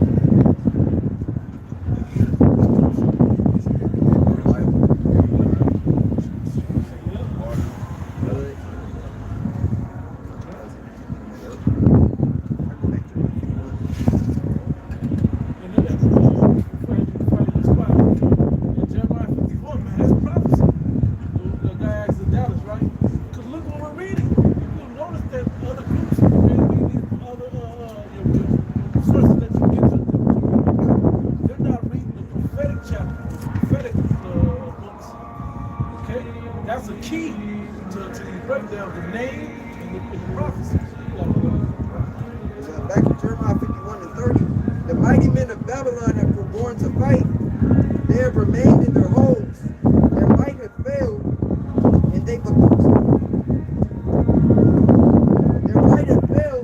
became as women. They have burned their dwelling places. Her bars are broken. Because America's not that. I don't know whether you know, but there was a different masculine spirit in America back in the day. Especially with the military. Oh, if you was the Green Beret, I mean, it was a Green Beret or tough shit. shit with my dad's friends. You know, super tough. Doing all kind of weirdo shit, walking around fucking knife and this. Hey, you at home, bro? You got big ass blade on you for? You comfortable with it? Now, I say that to look what they walk around with now. People got fidget spinners and shit. This is what they grew up to. They trains them. We were talking about it yesterday. They're doing TikTok videos and shit. In the In their uniform. barracks, you know? Yeah. I'm complaining about how they can't wear earrings and shit. Yeah. Gotta get a haircut now. You know? I They're, can't they're, express myself. they're not built for this war, man. Jay over there, where the hoes at? They're trying to get lit. That's all you think. Crazy. Make them come over there, man. More money to go over there. See, them women over there knock a nigga out. They train their women. Oh, yeah. You got like ninjas. The Army of Ninjas, I think, is one of They them. train women in martial art combat, how to shoot. To be assassins. To be I think the Israelis do too, though. The Israelis do too. They're forces as well. Yeah. So that's why that scripture comes to life. When you look at, you can look right on the internet and see the mentality of you American military age people. Okay? Y'all not ready for this. Yeah, special forces is not going to get the job done, man. They want to. So you want to expand the age of enlistment to 42? Hoping to get that other mass, like Gen X. Yeah. Like get Gen X in there. Maybe they got a different mentality, so we're gonna expand the age up to where these men they came up in a different era, so maybe they'll be more, they'll be useful. Motherfucker, 40, you get men in their 40s, dog. You don't get stronger as you age. Yeah, you might become more wiser as you get older, but your body is not the same. They say war is a young man's game, man. Yeah. And the way that America treats their vets, you know? You think these same men want to come and fight for you? All the mental problems that they're going through, now they got to hop back into that same mindset? It shows that they're desperate. They're running out of options. That's wicked in itself. To have poor vets. Yeah. That's wicked. Yeah.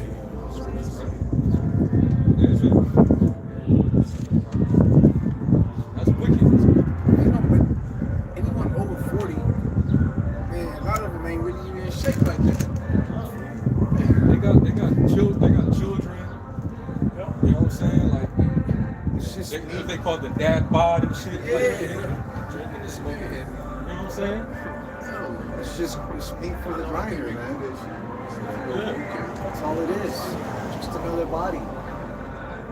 They just need more collateral sacrifices. Well, I don't know if it's true, but it's funny. It sounds like Israel is willing to fight to the last U.S. citizen, man.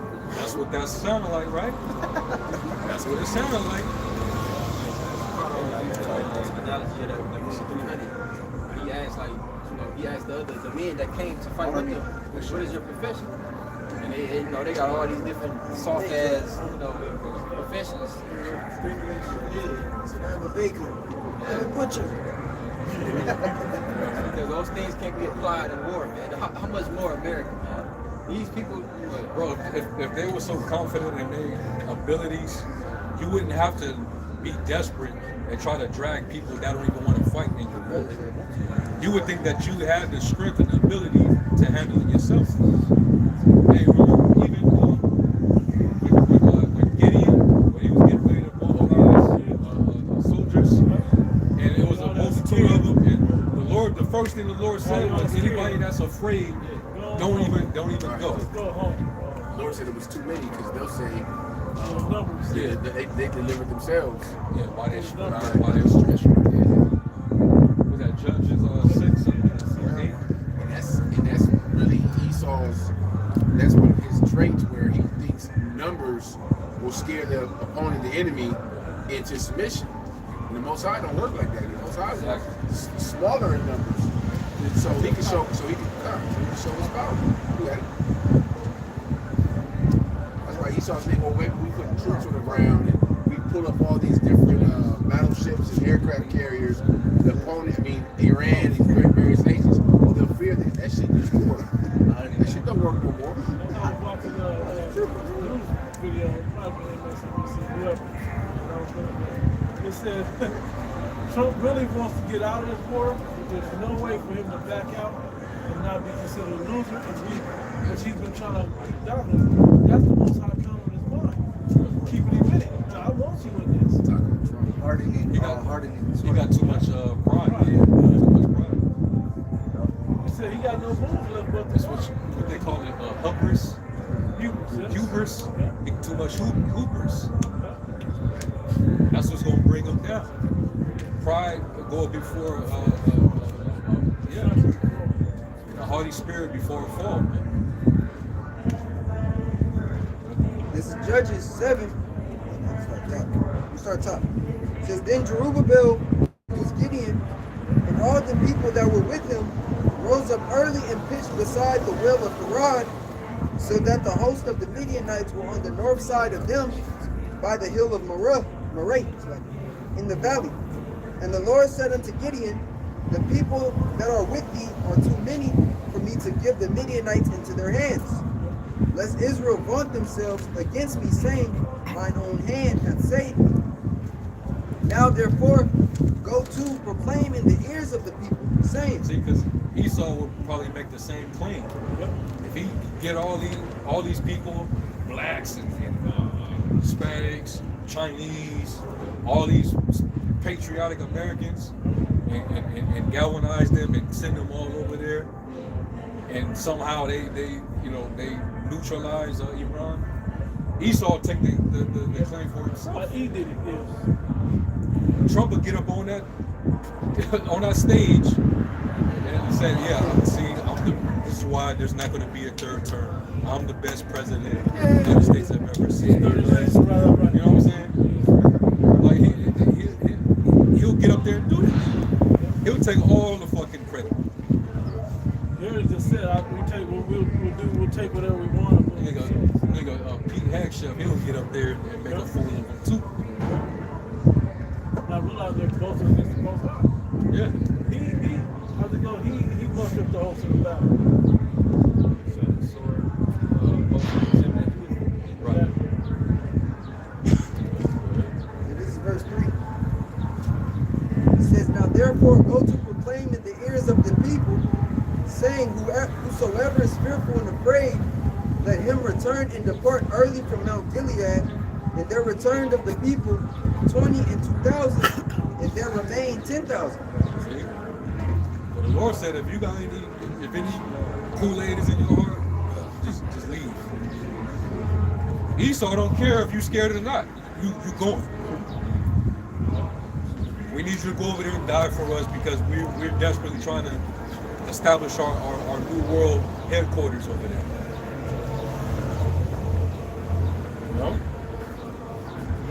You know? He's not even thinking rationally, man. He ain't even being rational about it. Most of the military generals and the people who really know war are saying, don't do it. Right. Don't go into Iran, man. It's gonna cost a collapse of everything. And of course he had his advisors, which are small hats, saying, no, we're going into Iran. Okay? That's why the Lord said he was going to make them fools. All the wise men, all his basically his advisors, you know, they're going to give him wrong advice.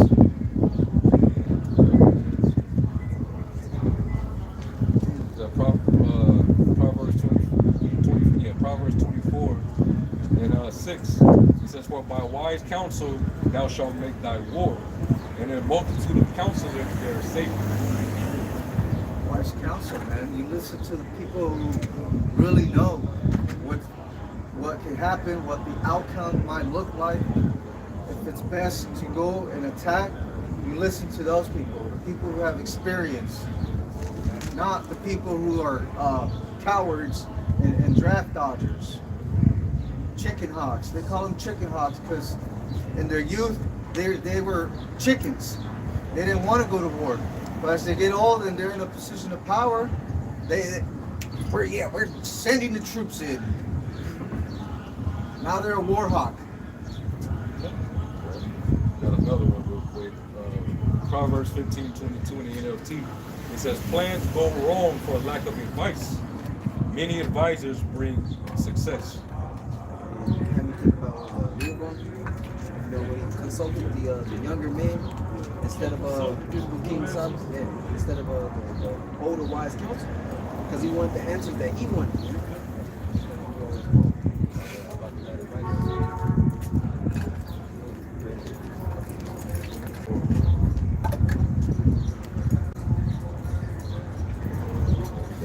It's back in Judges 7:4. Says, and the Lord said unto Gideon, the people are yet too many. Bring them down unto the water, and I will try them for thee there. And it shall be that of whom I say unto thee, this shall go with thee, the same shall go with thee. And of whomsoever I say unto thee, this shall not go with thee, the same shall not go. So he brought down the people into the water, and Yahweh said unto Gideon, everyone that lappeth of the water with his tongue as a dog lappeth, him shalt thou set by himself. Likewise, everyone that boweth down upon his knees to drink. And the number of them that lapped, putting their hand to their mouth, were 300 men. But all the rest of the people bowed down upon their knees to drink water.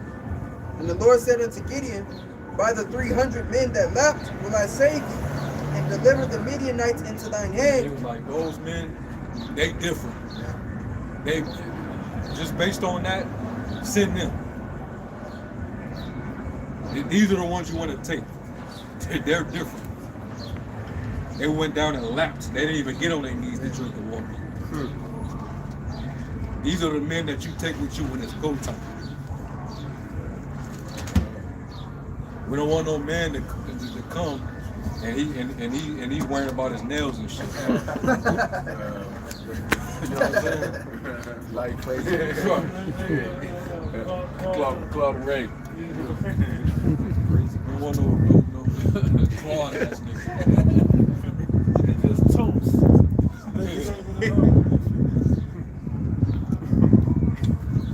Dogs, you know, because dogs lap down to drink their water. You know, that same type of that's what the word dog, kalab. What does it mean? Kalab. Yeah, dog. Yeah, dogs are loyal.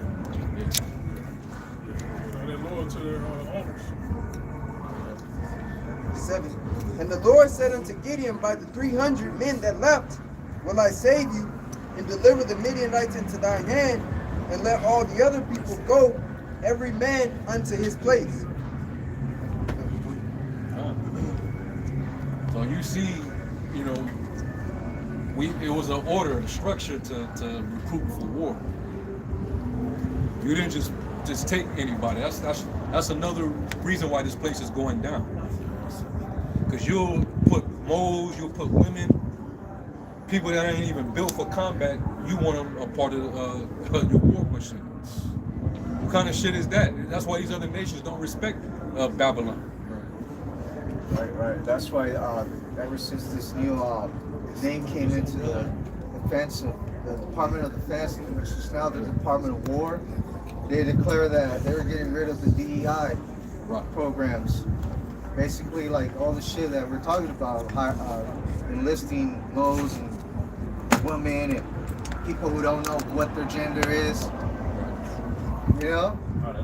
So it's too late though. Men in there with fucking estrogen, you know, taking away your testosterone. Like, it's like, no. Motherfucker gonna have somebody fighting and trying to defend you when he's not even sure who he is. It's not just about the physical aspect. You have to have mentally competent people in your army, man. It ain't you know, America just okay. If you can get through boot camp, yeah, you can be a soldier.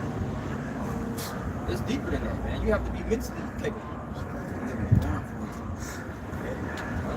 Yeah, we always talk about the video when they go around asking, well, why did you join the army? Why did you join? Oh, for a check, for free food, give my mom papers, college, tuition. My dad asked me. None of them say to fight for my country. And patriotism and freedom and, bullshit, man. They never know what they fight for. It's always for, and this, the army, the military is usually made up of poor people from the inner cities, man. And these devils, they'll advertise, making commercials. So even when you go to like a job fair, motherfuckers they got their booth right there set up. Give you a recruiter. Yeah. Trying to tell you all the perks and all the incentives you can get and bonuses, all that shit. They hit you. And you ain't even questioning it like, okay, so what exactly is the cause? What am I actually fighting? Put my life on the line for? Right. These niggas don't even think to go that far. Oh, so you mean to tell me I can get some health care? I can get some bonuses? I can get a I career. can get a career? They don't even think about it. That's how Esau got Eve to go off. It all them perks, all them benefits to her. But on the back end, it was death. Yep. Yep. We died because her believing that shit, circumcision. That's what Esau leads with. He leads with smooth sayings. He wants to stroke her so-called ego. On the back end, that fine print, man, is destruction. The side effects. I got it real quick. Psalm 55 and 21. The words of his mouth were smoother than butter, but war was in his heart. His words were softer than oil, yet were they drawn swords. Because anything to help facilitate his itch for bloodshed, for war. The elites know that money's going to continue to accumulate as long as bodies is dropping. Keep the wars going. That keeps the money, the resources coming to us. Yeah. Keeps the people confused. And, deceived. They're trying to do that with the bodies that are coming back. Yeah. By saying they put a law where you can't record.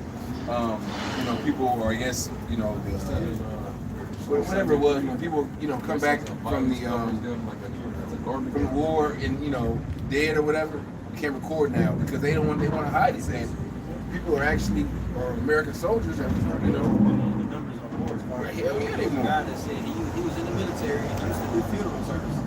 He said that's never been a thing, man. You can be able to report to a family member if they pass. It was never a thing because it's war going on. Then they're selling. and then their families have to take some type of oath where they can't say anything, or they don't get that $5,000 or $25,000, whatever they're promising, And that shows you that this Esau pretty much buys this world through whatever means,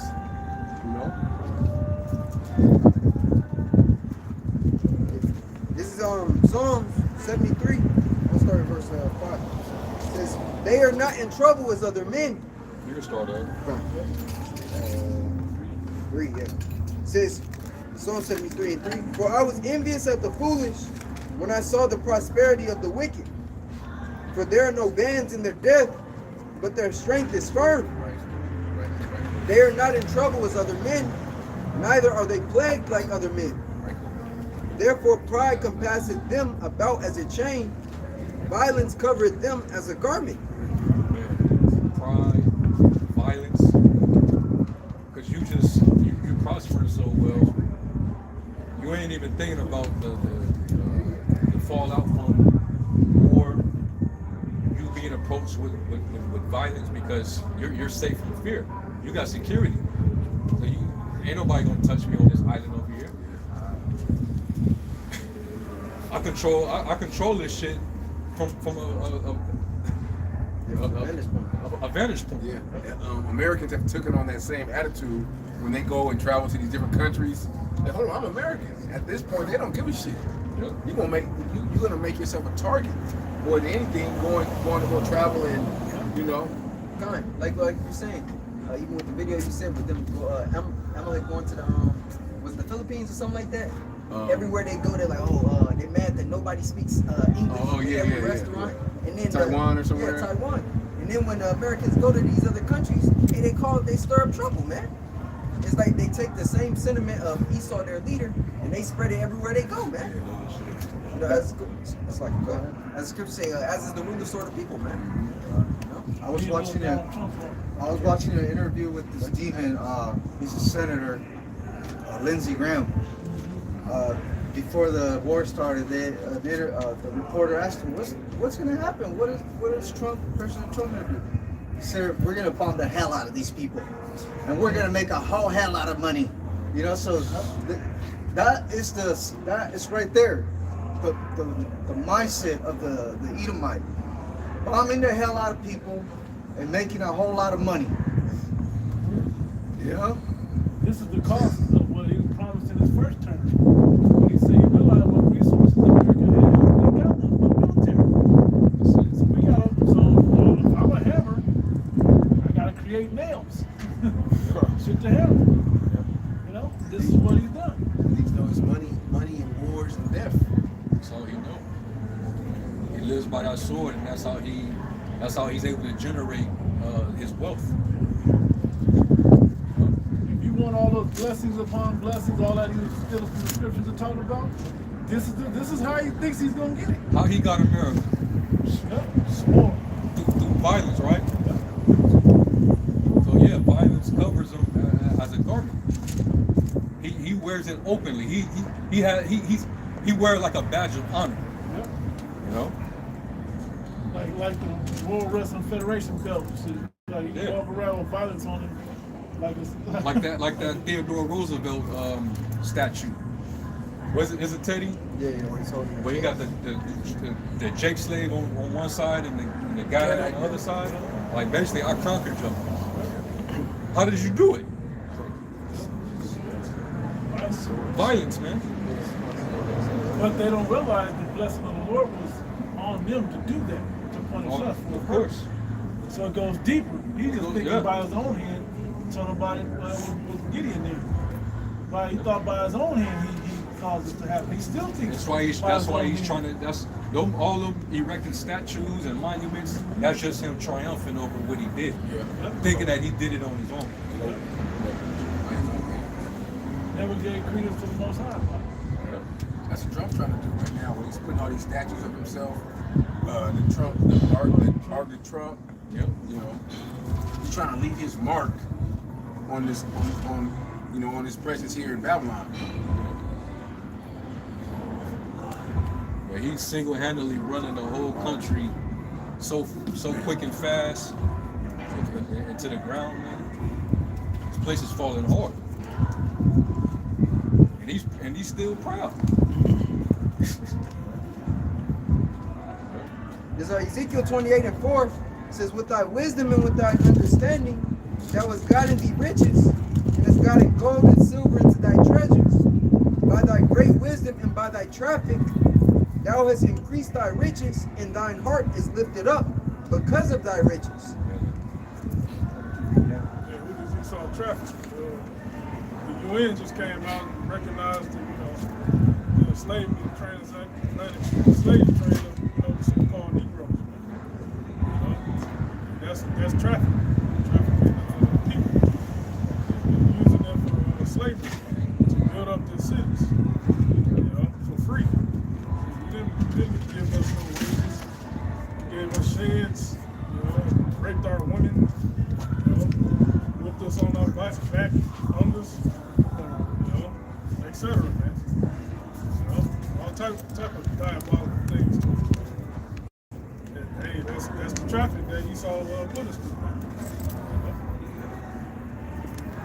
Continue, verse 6 says, "Therefore thus saith the Lord power Yahweh, because thou hast set thine heart as the heart of the Most High, behold, Therefore I will bring strangers upon thee, the terrible of the nations, and they shall draw their swords against the beauty of thy wisdom, and they shall defile thy brightness. Yeah, the Lord gonna take you down through Russia. Through Russia, Iran, you know, some of the Arab nations. You know, North Korea, China. So it's gonna defile your brightness. You know, the wisdom that you thought brought it all to you. You know, this magic, you know, your trust in all this technology and weaponry and all this stuff that you pride yourself having to try to, you know, pronounce your dominancy over the earth. These nations, the Lord is actually using them to attack them. You know? And now you start to become weak in the sight of the nations now. and ultimately, Yahweh Shai gonna use his men to bring down the top of these Edomites. You know, that rule the earth. Isaiah 47 verse 8. Therefore hear now this, thou that art given to pleasures, that dwellest carelessly, that sayest in thine heart, I am and none else beside me. I shall not sit as a widow, neither shall I know the loss of children. But these two things shall come to thee in a moment, and one day, the loss of children and widowhood, they shall come upon thee in their perfection. For the multitude of thy sorceries, and for the great abundance of thine enchantments.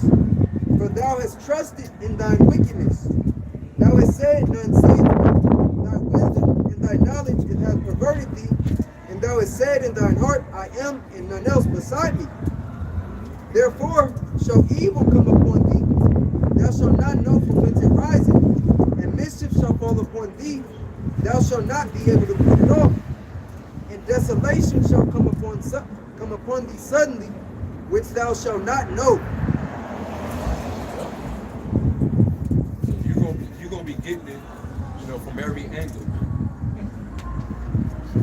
Things are just gonna be going wrong, and you're gonna be trying to, you know, figure out, you know, through your wise men on the left-hand side, you know, what's going wrong, fix it. And they're gonna be like, sorry, sir, we can't really, we don't know what's going on.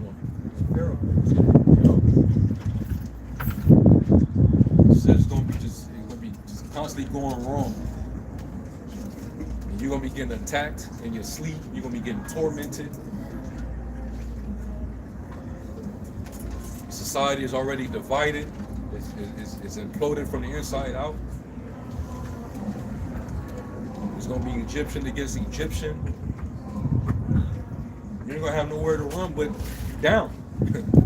You know, into the ground.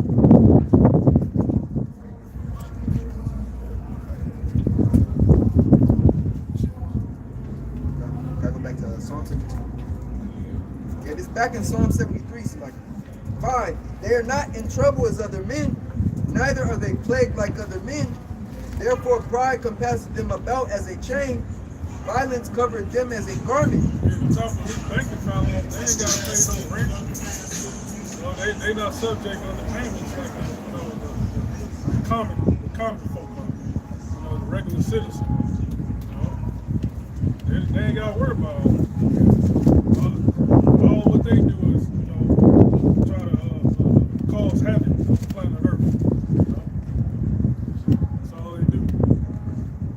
Therefore pride compasseth them about as a chain, violence covereth them as a garment. Their eyes stand out with fatness, they have more than their heart could wish. Yeah, so how you get all that fatness? You get ahead through bloodshed. And you ain't putting people in debt, you causing a war. You're waging war against them. So that's how you got your fatness. You just feel like you just deeply secure in your wealth.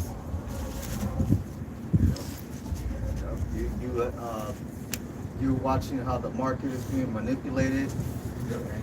You made millions, you know? They manipulate the market. Yep. So You make millions, they man. can make the market go up, go down. They can go make it do whatever the fuck they want to do. They really, Which Rockefeller said that? Gmslv. what? Or was it a Rothschild. Give me control of a nation's money. My Hampshire Roths. Yeah, give me control of a nation's money, and I care not who makes the laws. So you're gonna have that same lofty, proud attitude. I'm above the law. I can manipulate markets. I can pretty much do what the fuck I want to That's do. what Esau is done with the economy, with the debt. I mean, the national debt. Yeah. It's like I can spend as much money as I want, and then after I'm done spending it, file bankruptcy, and then do it again. That's just like the type of nigga he is, you know. He has no intentions on. He borrows money from countries, and well, not necessarily countries, but he barters with them, but never pays them back. You know, oh, let's make a trade. Oh, I got you when I get my check. You never see the nigga, you know. Like this, the thing with this oil. If America produces its own oil, and then you just took fucking Venezuela, so why do people still have to fear a oil shortage, fuel shortage? You know why? Because I want to spend Red's money. Yeah. That's the bully mentality of Esau. I'll make sure everybody's suffering because I want that. Yeah, I got $200, but I want to spend Red's money. Habakkuk 2 verse 5 on down. That's what we're dealing with. That's the monster we're dealing with. This man will send you to fight for that oil and then sell it to you. Yeah.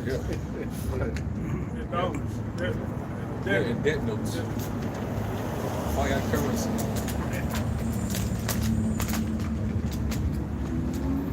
Yeah. But hey, we can't fret ourselves because, like it tells you that in the Psalms, the 37th chapter. So fret not yourself because of evildoers that prosper in their wickedness. You just gotta let them. The Most High is very long suffering. But we know that He's not gonna acquit the wicked. The Lord is just giving them enough rope. Yeah. He set his bounds that he cannot pass. Only He now will let until He be taken out of the way. You know, he's reaching his limit. He's getting there. Got to read something. Sirach 14 and 8 in the GMT. A selfish person is evil. He turns his back on people's needs and is never satisfied with what he has. Greed will shrivel up a person's soul.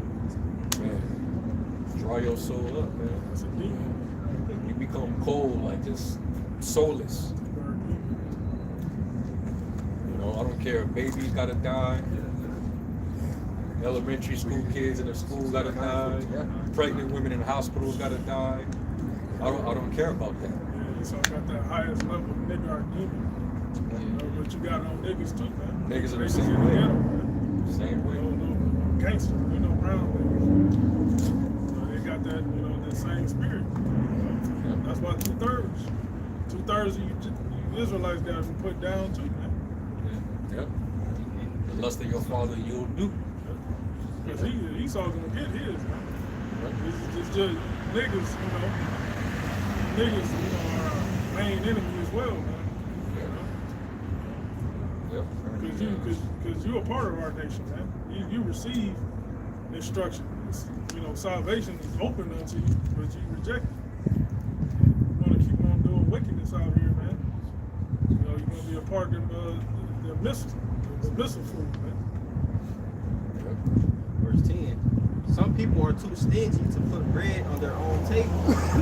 That's the characteristics of Esau. And the scriptures also tell you how he that is honorable in poverty, how much more riches. He that is dishonorable in poverty, how much more riches. You see how he act, man? He got the fatness of the earth. He got all the resources in his hand. He don't even take care of himself. How many billionaires you see driving around in a fucking Prius or some other beat up little bucket, wearing the same 2 outfits every day? They don't even know how to take care of themselves, man. And those are those low level. I'm talking about the elites. Look at the state of America, man. This is supposed to be one of their hubs, their homes, man. But this place is they leave their own people out to dry. This place turned into a third world country. Yeah. No, you see it? You got the most homelessness, the most drug use. Most incarcerated. Yeah. You're supposed to take care of your possessions, man. It is you own everything, and the main place that you're using as far as the hammer is fucked up. And what good is a house if you know if the stove, the kitchen broke, don't work, you know, and everything is messed up. Foundation crack. Yeah, yeah, the pipes is leaking. You got all the money in the world to fix it, but don't. Yeah. We want to go to another country and disturb their stuff. Because his mind is on his money. His mind isn't on his habitation. It's just all of the wealth that he accumulates. That's his power. That's what he trusts in. Scriptures say the care for riches take away sleep. So clearly, his heart is on his treasures. You know. I wish I was. Shaking their ass on the street. Like stop in the middle of the street shaking the bitch shaking ass. Scriptures tell you too that there's not a more wicked thing than a covetous man, right? And because he has, he got everything. It's nothing that, like we read it earlier. He has all that his heart can wish. It's really nothing for him to get left to obtain. He got it all. But he's just so covetous that he just wants more and more and more of what's not his. And he'll do anything for it.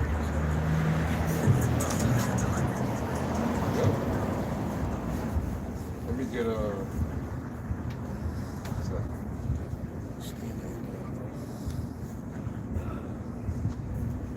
let me grab this real quick. This is Psalm 37 and verse no. This is Psalm 37 and 7. It says, "Rest in the Lord and wait patiently for him. Fret not thyself because of him who prospereth in his way, because of the man who bringeth wicked devices to pass.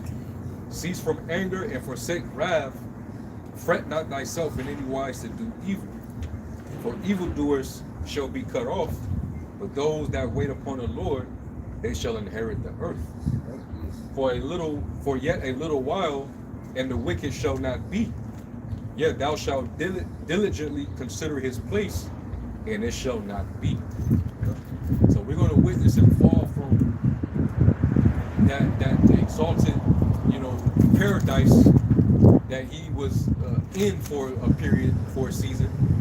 He's going to drop all the way down to the pit of hell, to Hades. That's why we're not to envy him. We know how it's going to end because look how he got it. Can't nothing go right in the end for this man. For everything that he's done, you can't possibly come on, man. The Most High, we know that there is a God in the heavens, man. And it says his iniquities have reached unto the heavens, which is double fold. How the angels of the Lord is watching everything and constantly reporting to the Heavenly Father. But also he got a rap sheet of shit that he's been doing over these generations, man.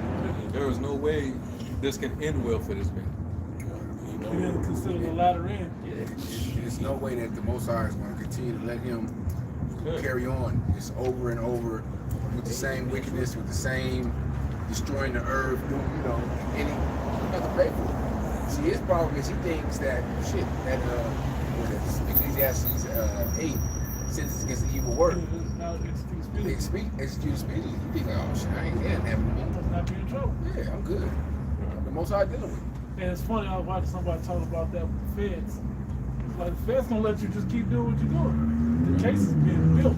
So by the time they actually do come and get you, they own you. So by the time they do come and get you, they got you 97% done.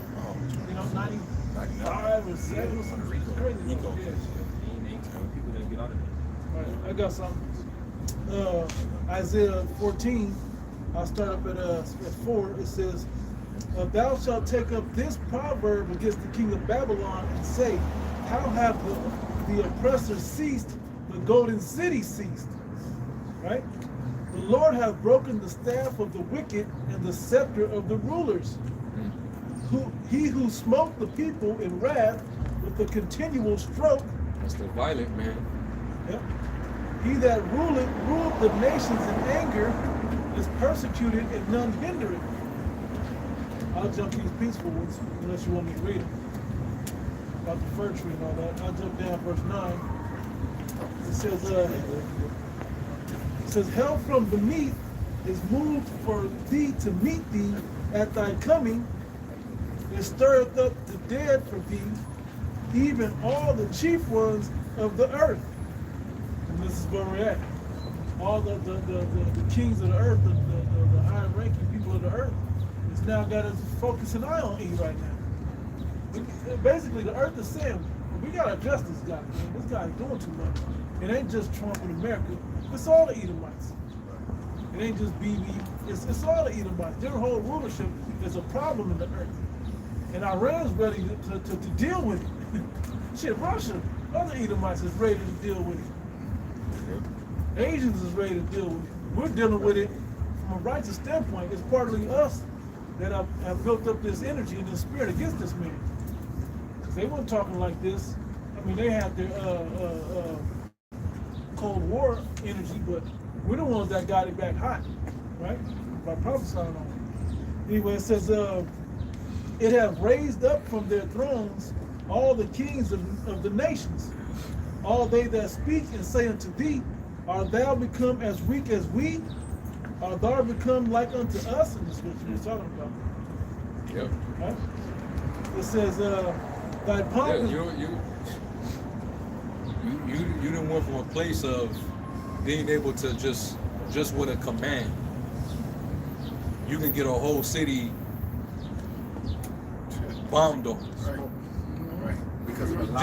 You said they got weapons of mass destruction, or they're attacking their own people with chemical warp weapons or whatever.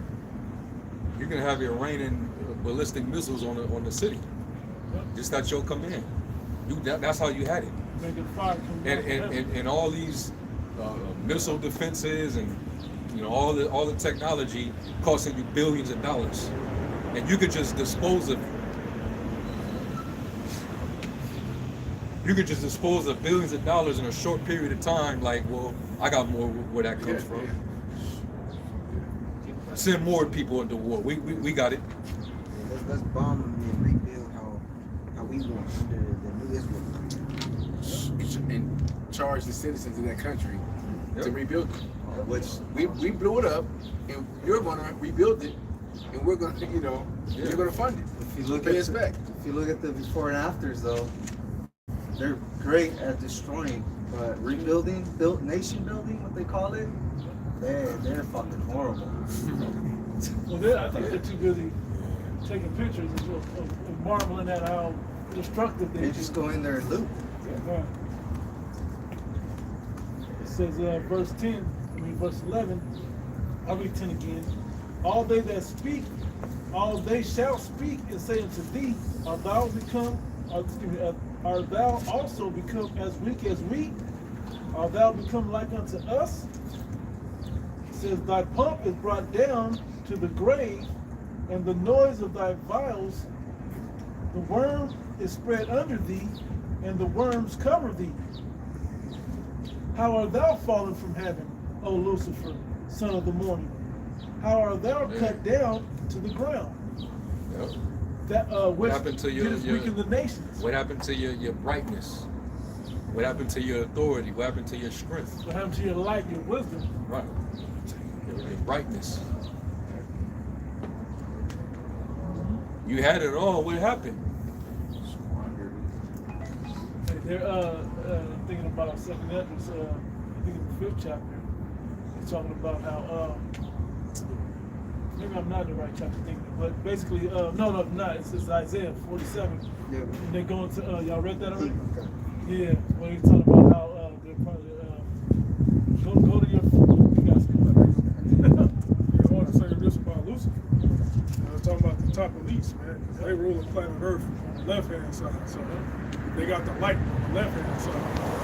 The Lord, when he comes back, pursuing Revelation the 2nd chapter, he said he's going to give us the morning star, which basically Lucifer, but on the right-hand side. Lucifer only means light there. Book of Luke His name is Light. So it's not a bad term. And when Christians read that, they get some fantasy land and shit that the angel Lucifer in heaven is physically fighting against God. It's madness. He was up there in heaven playing the guitar and shit. God didn't like the song, The so he most kicked it on beautiful the angel. He didn't like the song. He rebelled against the Most High. He was playing rock and roll. He was like, "Get the hell out of here with that." You know? And took a third of the angels with him, bro. That's why you can't leave it to these people to break down some of that fundamentals.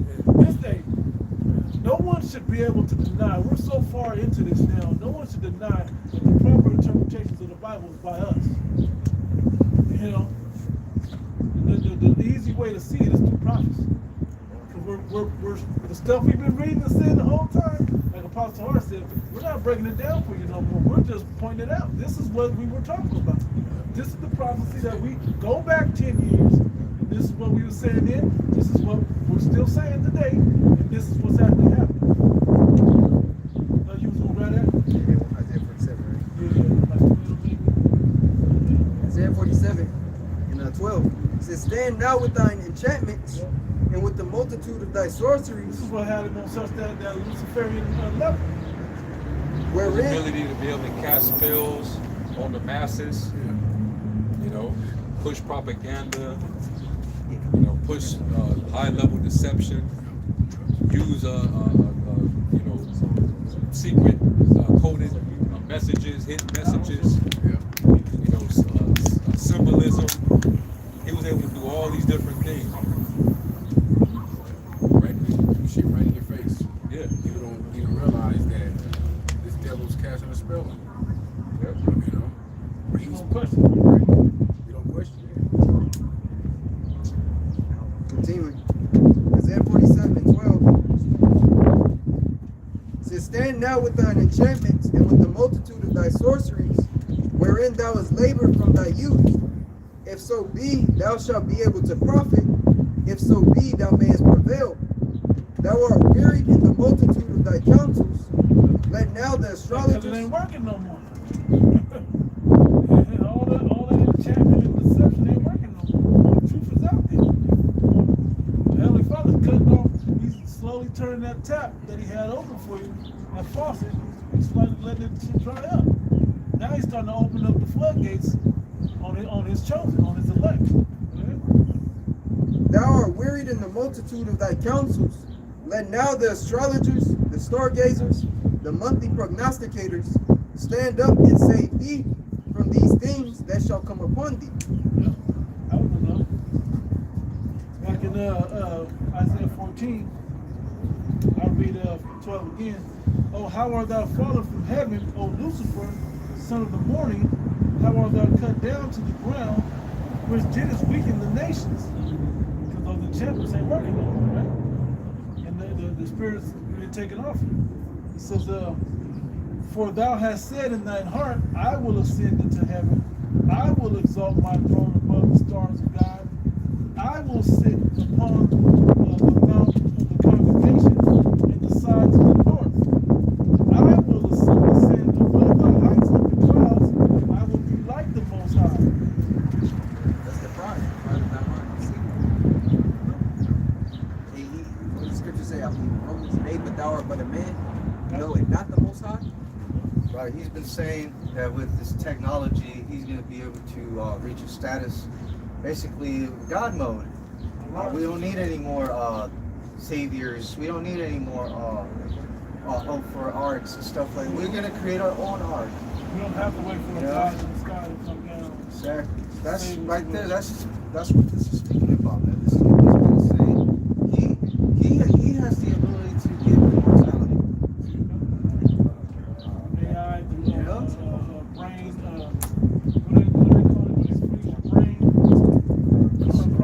cryostasis, something like that. Do all that. I got Psalm 9 and 19 in the NLT. It says, arise, O Yahweh, do not let mere mortals defy you. Judge the nations, make them tremble in fear, O Yahweh. Let the nations know they are merely human.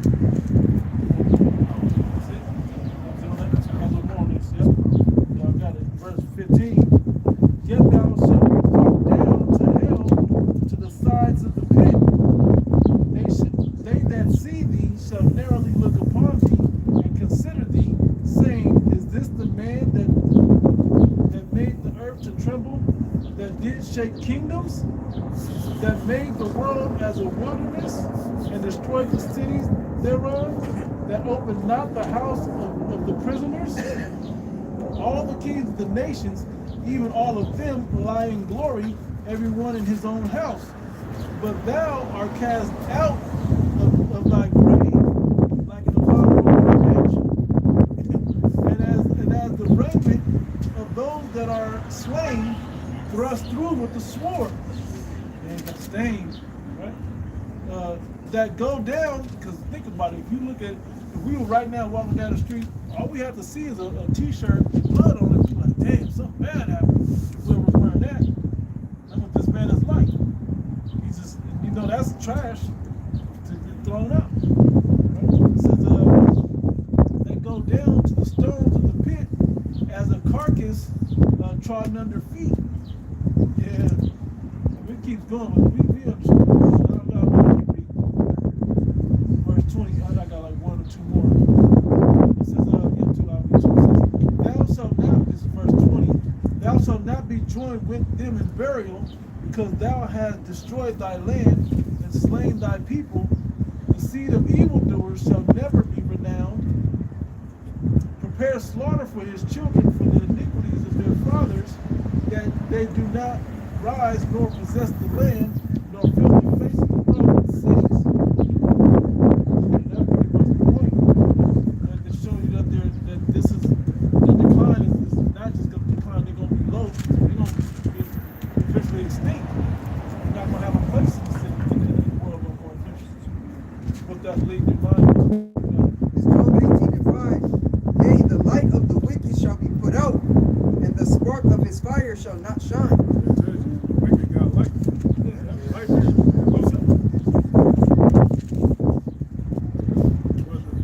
What's that? Some rock, knowledge of wickedness.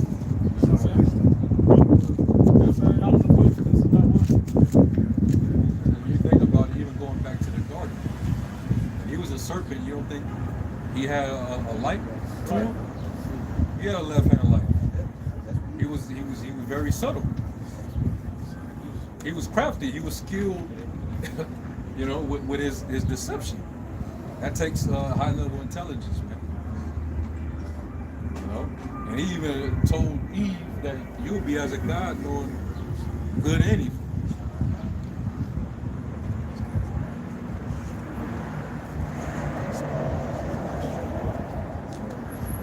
It's back in Job 18 and 5. It says, yea, the light of the wicked shall be put out, and the spark of his fire shall not shine. The light shall be dark in his tabernacle, and his candle shall be put out with him.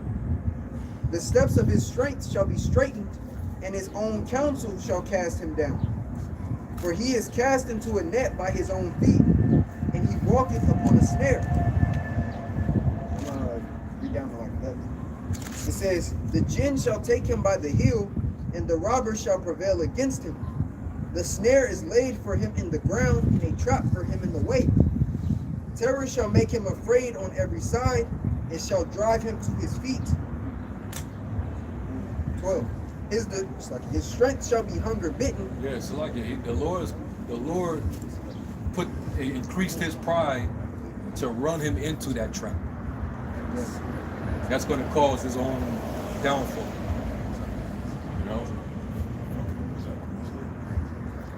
You know, the Lord basically increased his pride that it made his eyes blind, and now he don't know that he walked into a trap that the Lord laid for him. And now he's going to feel all the terrors going to come upon him. Iran, that's just one part of your worries. Yeah, when you're outside, it's about That's when it's That's when everything. when Leviathan pop up. Woo! Everything went left at that point. Everything that can go wrong will Has go wrong. already has gone. You're gonna really go wrong in that day. Mm. When you people got issues with Iran, wait till Russia, China join the party, and then okay, maybe we still strong. We got the NATO, the EU. Wait till they turn their back on your ass. Then okay, us in Israel, you know, and the whole time, when our side comes back, it's been checked.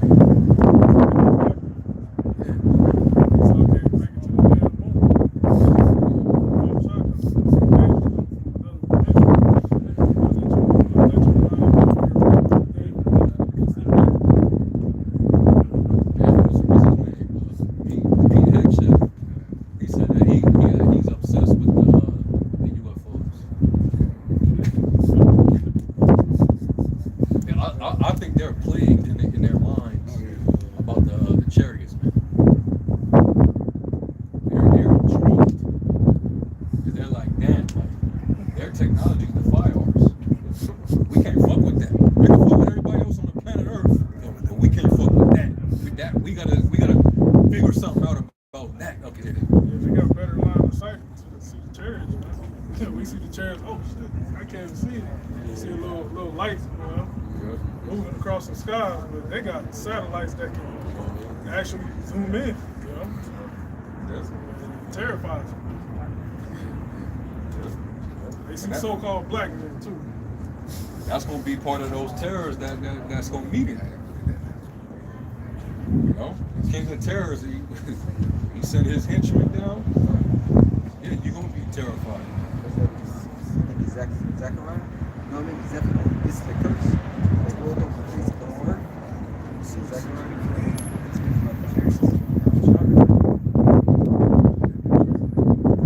Back in Job 18:14. It says, his confidence shall be rooted out of his tabernacle, and it shall bring him to the king of terrors. It shall dwell in his tabernacle because it is none of his. Brimstone shall be scattered upon his habitation. It says, his roots shall be dried up beneath, and above shall his branch be cut off.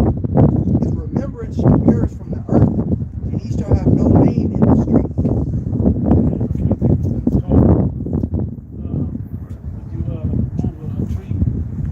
So like here,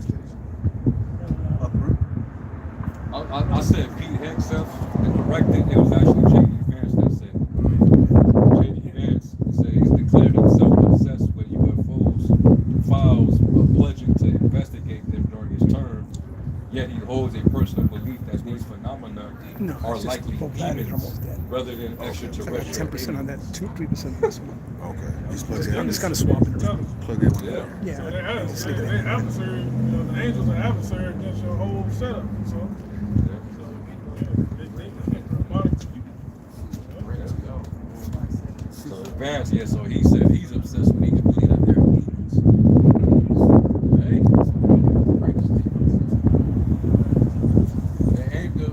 they call it the nations call it our Lord Al-Shadya, which means demon-like power. You know, because the more, even Paul said it, the Lord's his foolishness is wiser than men. His weakness is stronger than men, and his foolishness is wiser than men. So how could you compete with that? But knowing how this devil is, he gonna try. The Lord gonna harden his heart like Pharaoh.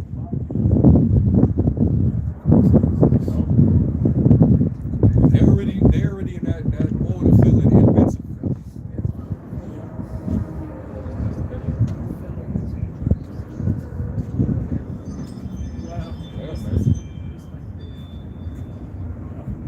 But hey, the Lord, the Lord is setting this devil up, man. He's about to get ambushed. You're really about to get ambushed.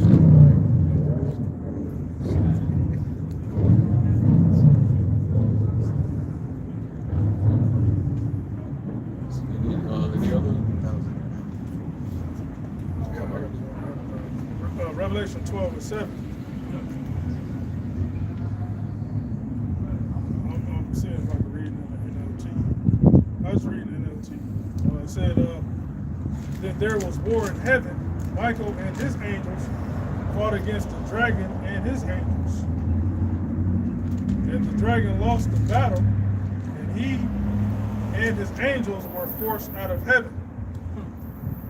This great dragon, the ancient serpent called the devil.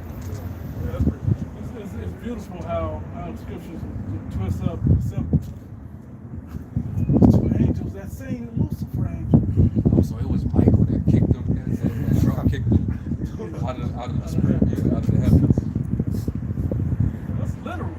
It's just coded the way it's talking about literally fighting in the heavens. The World War, aerial. What's that called? It's aerial war? Not dog fights, no. You say dog fights. Yeah, all of that. All of that's going on. You know? Literally. But what's the Air Force that held it from? The Chariots. You know? So they got an Air Force, we're the ground troops. Chariots of Israel. Chariots of Yasharal. Yeah, I can't think of Doesn't it say that in Rebecca? You said Bane.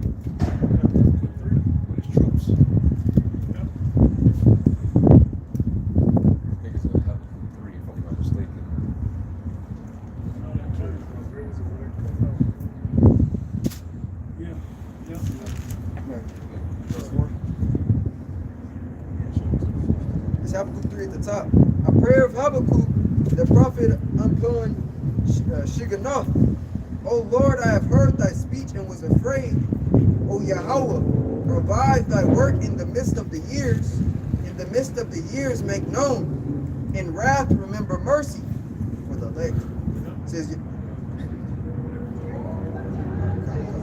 It says Yahweh came from Teman, and the Holy One from Mount Paran, Salah. His glory covered the heavens, and the earth was full of his praise. And his bright. Teman is in Edom. Is that the capital? Yeah. Teman, yeah. Wait, capital. I thought it was possible. Well, Teman is like the grandson of Slave. Let's talk about the son. 4. It says his glory covered the heavens, and the earth was full of his praise, and his brightness was as the light. He had horns coming out of his hand. So you got a righteousness for now. Which is Yahweh Shah, his elect. a righteous Illuminati, right? And his brightness was as the light. He had horns coming out of his hand, and there was the hiding of his power. And you look up horns, it said rays of light. So that's the laser beam. Well, how you gonna fight that? Esau got the laser beams, and They're trying to mimic the chariots. Yeah. You got it in the infant stages. The Lord got it, the most advanced stage. And then we go back, because how long has he had it? When was another time in ancient Rome? When he wrote these stone tablets. He was using the language then. So how long ago was that? We were barely becoming a nation at that time. So that showed you how to be able to write the commandments with the language. Man, mastery of that. You gonna come up against that with your little pews? Now shoot that little shit. You said you wanted you to jump down? Because fire, you got fire, which is like, like fire, it'd be a wildfire, it'd be a concentrated fire. So it varies in temperature as well. Actually, 12. It's verse 12. It says, Thou didst march through the So I land. can't start at 10. 10. The mountains saw thee and they trembled. Right? The mountains represent what? It's not physical mountains. It's speaking of a government. It says, The mountains saw thee and they trembled. The overflowing of the water passed by. The deep uttered his voice and lifted up his hands on high. The sun and moon stood still in their habitation. It does say that the Lord, when he returns, he's going to roar on high, like a travailing woman. The sound of a trump.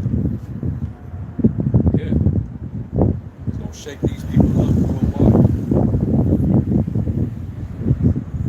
Go ahead. It says, Thou didst march through the land in indignation. Thou didst thresh the heathen in anger. Thou wentest forth for the salvation of thy people, even for salvation with thine anointed. Thou woundest the head out of the house of the wicked, by discovering the foundation unto thy neck, unto the neck. Since thou didst strike through with his staves the head of his villages, they came out as a whirlwind to scatter me. Can I say something? He said the foundation, right? What's the foundation? The foundation up to the neck. So he's talking about the body. Which body? Toes. Fiery clay. You break the feet. You can't stand. And once you break the feet, the whole image got to go there. Yep. That just kind of puts that in the mind, tying it to the scriptures, man. Exactly. That stone, or that rock that was thrown in. Exactly. Because of how it was shot. He said he took out the head and the feet. Yeah. So all the intelligence is gone, but all the foundation is gone as well. Can't even stand. 14. It says, Thou didst strike through with his staves the head of his. I'm sorry. I have one more wild thought, but it's good. If anybody knows combat, the ultimate thing that everybody wants to do is dominate by hitting in the head, knockout blows. Everybody thinks there's a way to dominate a fight. Footwork. You overpower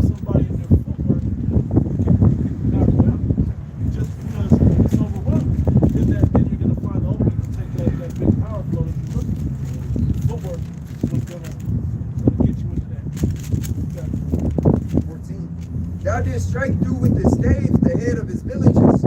They came out as a whirlwind to scatter me. Their rejoicing was as to devour the poor secretly. Thou didst walk through the sea with thy horses, through the heap of great waters.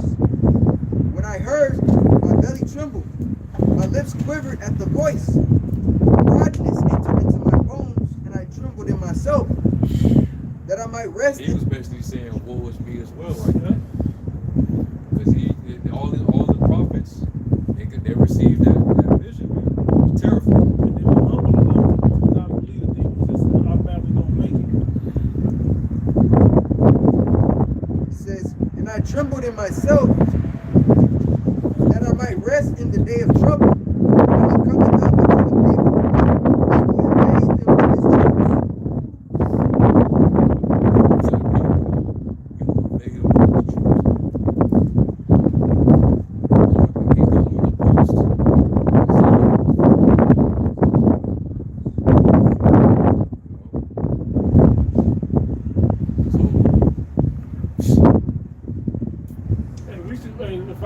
I put words on it. You got it. You know, yeah. So we should be rejoicing at watching all this. You that have the information, that have this faith to see this thing and to believe it, we should be rejoicing. That's what these videos are now. Is us rejoicing. We're rejoicing because we have a way out. Yeah, You can see all this stuff happening, and we're talking about pestilence, martial law, and Esau coming out your door in the middle of the night. We understand all that's going to happen. Is, it's going to be bloodshed here in America, but we got an out. We got a way out. You know, the hope, Lord willing, that the Lord is, the world that at least we have that chance. The rest of these people, they don't got that chance. These heathens, they don't got a chance. See, there are people don't even got a chance, even though we're telling them to repent and to come back to the Lord, but they really don't got a chance. At least we got, it's like having brothers play basketball or whatever. It's like at least you got a shot at the last. you got the ball. You got the ball, right? At least you got a chance. At least you got a shot. These other people, they ain't got a shot. That sucks. Yeah. Hey, that's their fault though. The Lord set it up that way. So I'm rejoicing in the fact that we have a chance. Yeah, just being having that readiness of mind when these things happen. Just understanding the outcome is what's going to keep us optimistic even through the tribulation. Optimistic and Yeah, it's part of our hope. So that's all we can really do, man. Prisoners of hope. So all these things occur. We just understand that this is the Lord finally taking that yoke, breaking that yoke from off of our neck. It's gonna come with a lot of travail, but it's worth it compared to what we getting ready to receive. Alright? So with that, we're gonna give all honor, all praise and glory. Yahweh, Ba'ashem Yahushua, Ba'ashem Rakakadash.